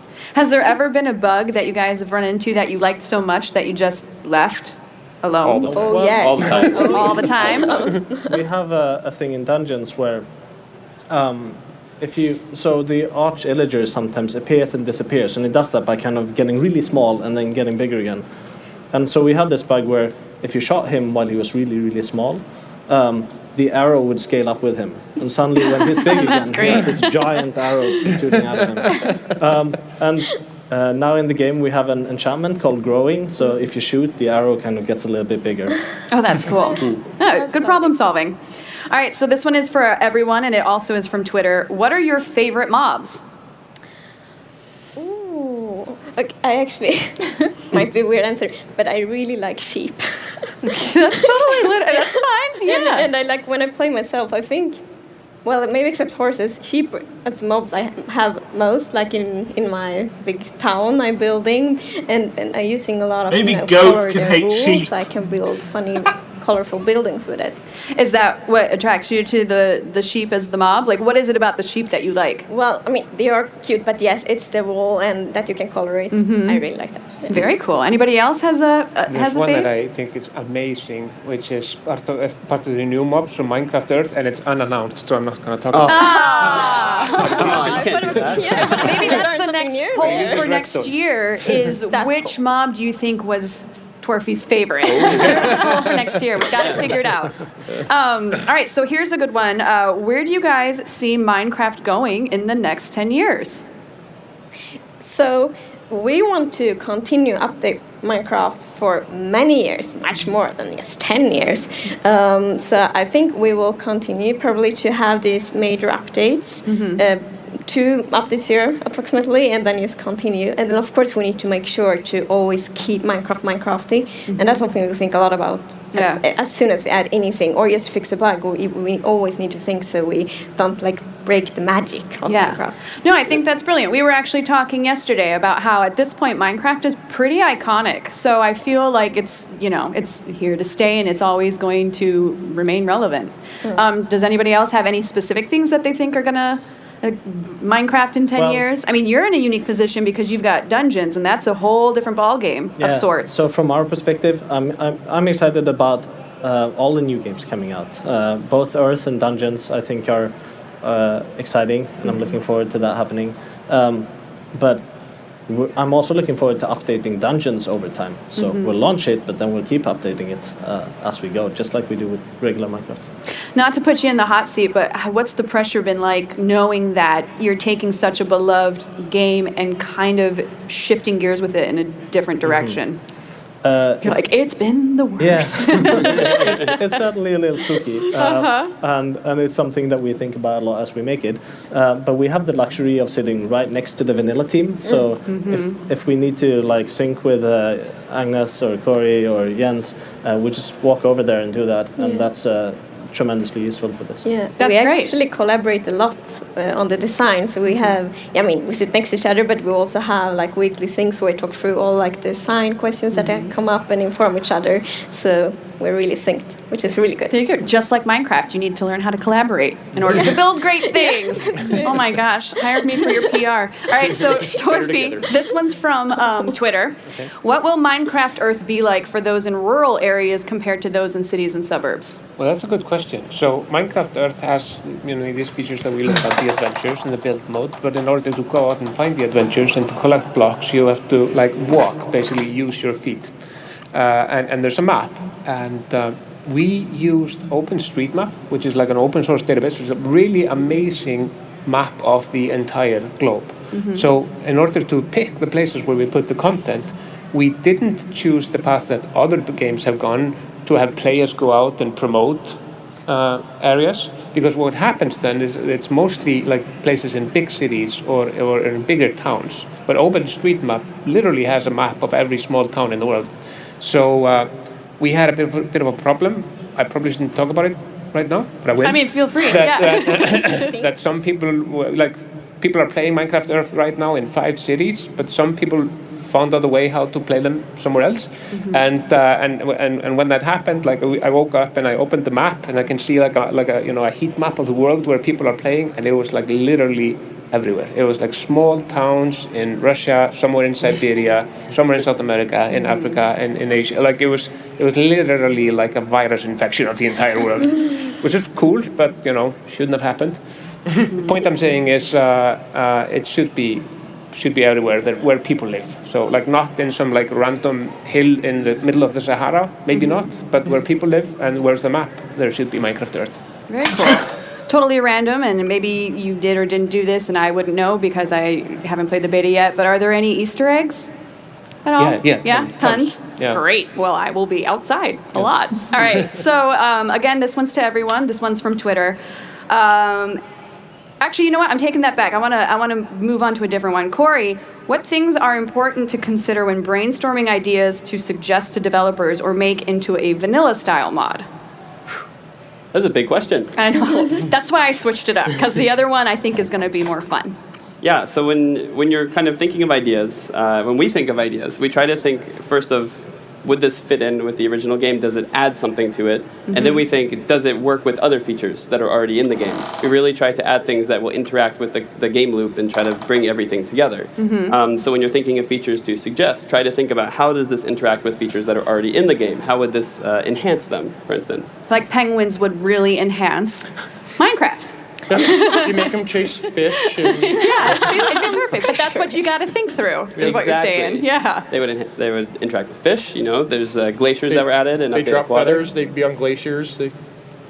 I like the pitch that I've started. I don't think I'm allowed to go 2 mobs in one developer panel, so I'm going to hold off there. No worries, no worries. All right, so this is the other question that I was holding off on. This is for everybody. What are your favorite pizza toppings? You want to just start and go around? Oh, yeah. I love pepperoni. Nice, Classic. solid choice. I like the classics. It's like a tomato and cheese pizza. Nothing fancy. That's fine. It's totally fine. I think bell pepper. Actually. Bell pepper. Yeah. Okay. Nah. This is a tricky question. Trick question. Well, to be fair, like if there's a really good cheese on it, I probably think mozzarella, which is quite basic as well. But yes, I would say so. You thought that was tricky? I thought that was a perfectly fine answer. I had to thought for a long time. I think for a long time. That's true. You guys have actually been on stage for like a good solid 2 hours. I'm sure you're starving. Torfi, what about you? What's your favorite pizza I once topping? had a pizza in a restaurant in Eastern Iceland, which was called Rudolf, and it had like reindeer meat and red berries. It's very sad. Oh. Yeah. Whoa. But Was it- generally, just pepperoni and pineapple. I mean, emotionally sad, yes, but was it tasty? Sadly, yes. Sadly, yes. What about you guys? Ham, pineapple, and bacon. Ooh, mixing it up.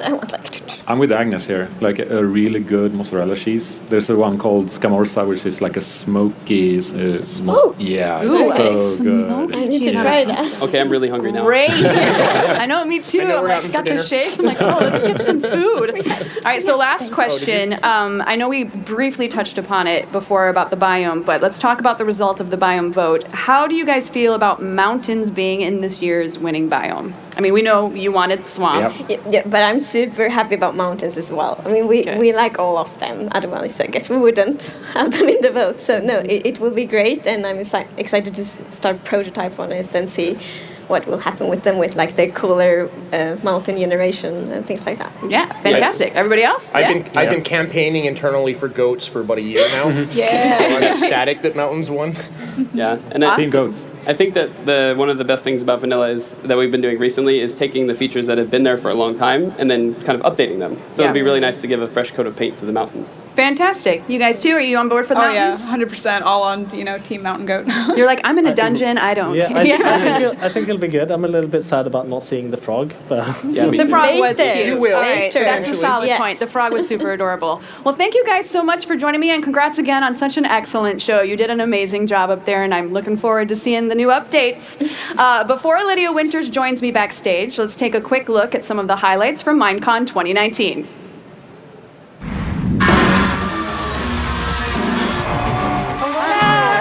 Craft team. Particles and growing the crop.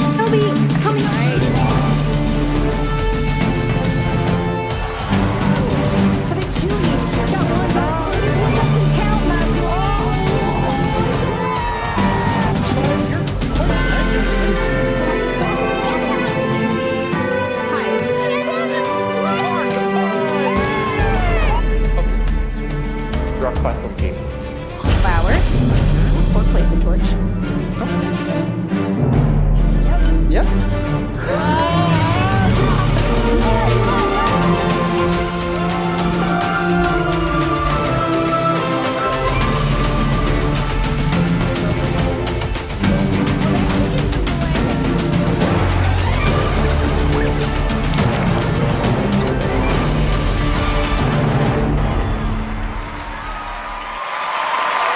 Okay, now we know. Welcome back, Two major everybody, things. and welcome, Lydia. Illusioners Congrats are on an coming, excellent show. and How are you feeling now that everything another is wrapping up? update. It feels amazing and surreal, and it's hard to describe. It's something you've been working on for so long, and then the show happens so quickly. You're like, oh, I need to watch it back so I can actually live it. Yeah, it's kind of like a wedding. You do all this planning and then it happens. You're like, did that just happen? But you loaded us down with amazing content. I was enjoying myself the entire time. What was your favorite moment of the show? I know it's a hard one choice. because it's like all, you know. Do you want to split them up in two? What was your favorite, game-related announcement? I can't. This is like choosing kids, I would imagine, if you have them. Like, how do I pick? I think the main thing for me was this year. The thing I loved is that we got to show so much of our, like, what's happening in the studio. So, like, last year we got to we announced Dungeons, but we said very little about it, you know, and this year to get to show gameplay of Dungeons and Earth, it just felt like, how huge is it? This was the first show where we felt like we have to cut content. It's too much stuff, which is like the most luxury problem to have. Like there's too many cool things to tell everyone. Yeah, I actually really enjoyed the Dungeons trailer as well. I thought that was super cute. It was amazing. So that's going to actually start the game. So that is the intro sequence, and it will put you, you know, in the mindset of what's happening in the game so that you can go off and like start playing, which feels like that was so exciting to premiere here. I also like the physical mini games that you guys had on stage. That was maybe I was sitting here and I'm like, oh man, I wish I could play that right now. They were amazing. Were so good. And especially because they've been practicing, but with nothing like actually sticky or gross in the... Oh, so they didn't know what they were touching. No, so they you know, we practiced with things like cups and just normal stuff, so you kind of dig around, and their responses couldn't have been better, and like just seeing the scene where Scott was digging and like Masuo was like... I just loved it. His face was my new favorite. He should host so much stuff. Like he's Everything, my I think. new favorite of all time. I was just like, oh my gosh, that guy's adorable. How excited are you for the year ahead? I mean, you guys have come a long way and you've got a ton of stuff. It's really amazing. I mean, when I started at the company, someone told me like every year it gets crazier and crazier with Minecraft. And now I'm into like past my 8th year working on it. And honestly, every year gets crazier and crazier. And I don't think 2020 is going to slow down when we launch 2 new games. Do you ever get a 3 chance, with the board game? Do you ever get a chance to kind of, when you come out with so much content, to sit back for a little bit and just kind of take a breath and assess and just enjoy what you've made? Or is it immediately back to the drawing board because, you know, Minecraft being what it is, there's always the demand? I feel like this might be that only moment that I have. Like right now, this sitting very and like second. enjoying it, and then we'll all, you know, we'll start talking again like, oh, next year we can do this because that worked really well. And it's just, you know, when you work on something that you love and are super excited about it, it's hard to not do it. Awesome. Out of the voting, was the mountain biome your personal pick, or which one were you rooting for? I'm from Florida, so I was a bit biased towards the swamp. But at least we'll have Minecraft Festival in Florida, so, you know, we can have mountains in Minecraft. So I'm glad you brought that up, because that's a perfect transition into my next question about the announcement of Minecraft Festival 2020 being super exciting. What are you most looking forward to there? I think it's always awesome when we get to spend time with the community because our players are so important to us and at the heart of everything we do. So when you get to be around people who are so excited about Minecraft, it's very, very contagious. So I think it's something that we missed getting to meet with people, and now to combine sort of the original Minecon of having an in-person thing with this amazing show and really think about how do we take everyone on a journey. So I'm really excited about it. And it's in Orlando, so again, you know, back to my Florida roots. Yeah. So my mom is very happy. Oh, awesome. You're going to hang out with the parents. They'll just be happy to get to come. That's fantastic. Well, thank you so much for joining me in the after show. To the folks at home, thank you for joining us backstage today. I've had an absolutely wonderful time bringing you a little peek of what's to come for Minecraft. It has been an excellent Minecon Live 2019, and we look forward to seeing you all next year. Have a good one, and bye! Bye! Bye. Thank you!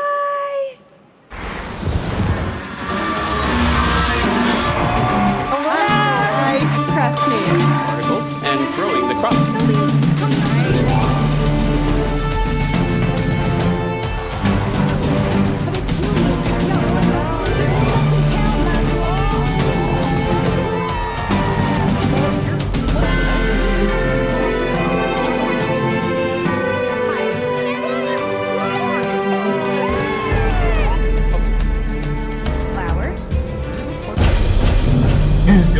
3 hours. I'm gonna have to skip through. Or skip through some stuff.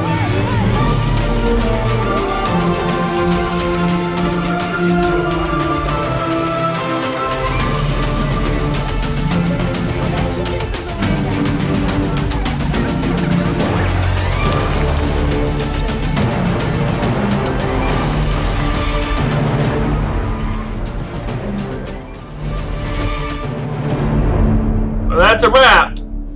We are getting the Nether update. I'm really surprised at that, actually, because I was just saying that the other day, like, you know, Nether update. Wonder when. But yeah, I'm honestly excited to see what this brings. So yeah, if you did enjoy this video, please comment, like, and subscribe. More information will be on my second channel. And yeah, be free to watch this video anytime. So, see you next time. Goodbye.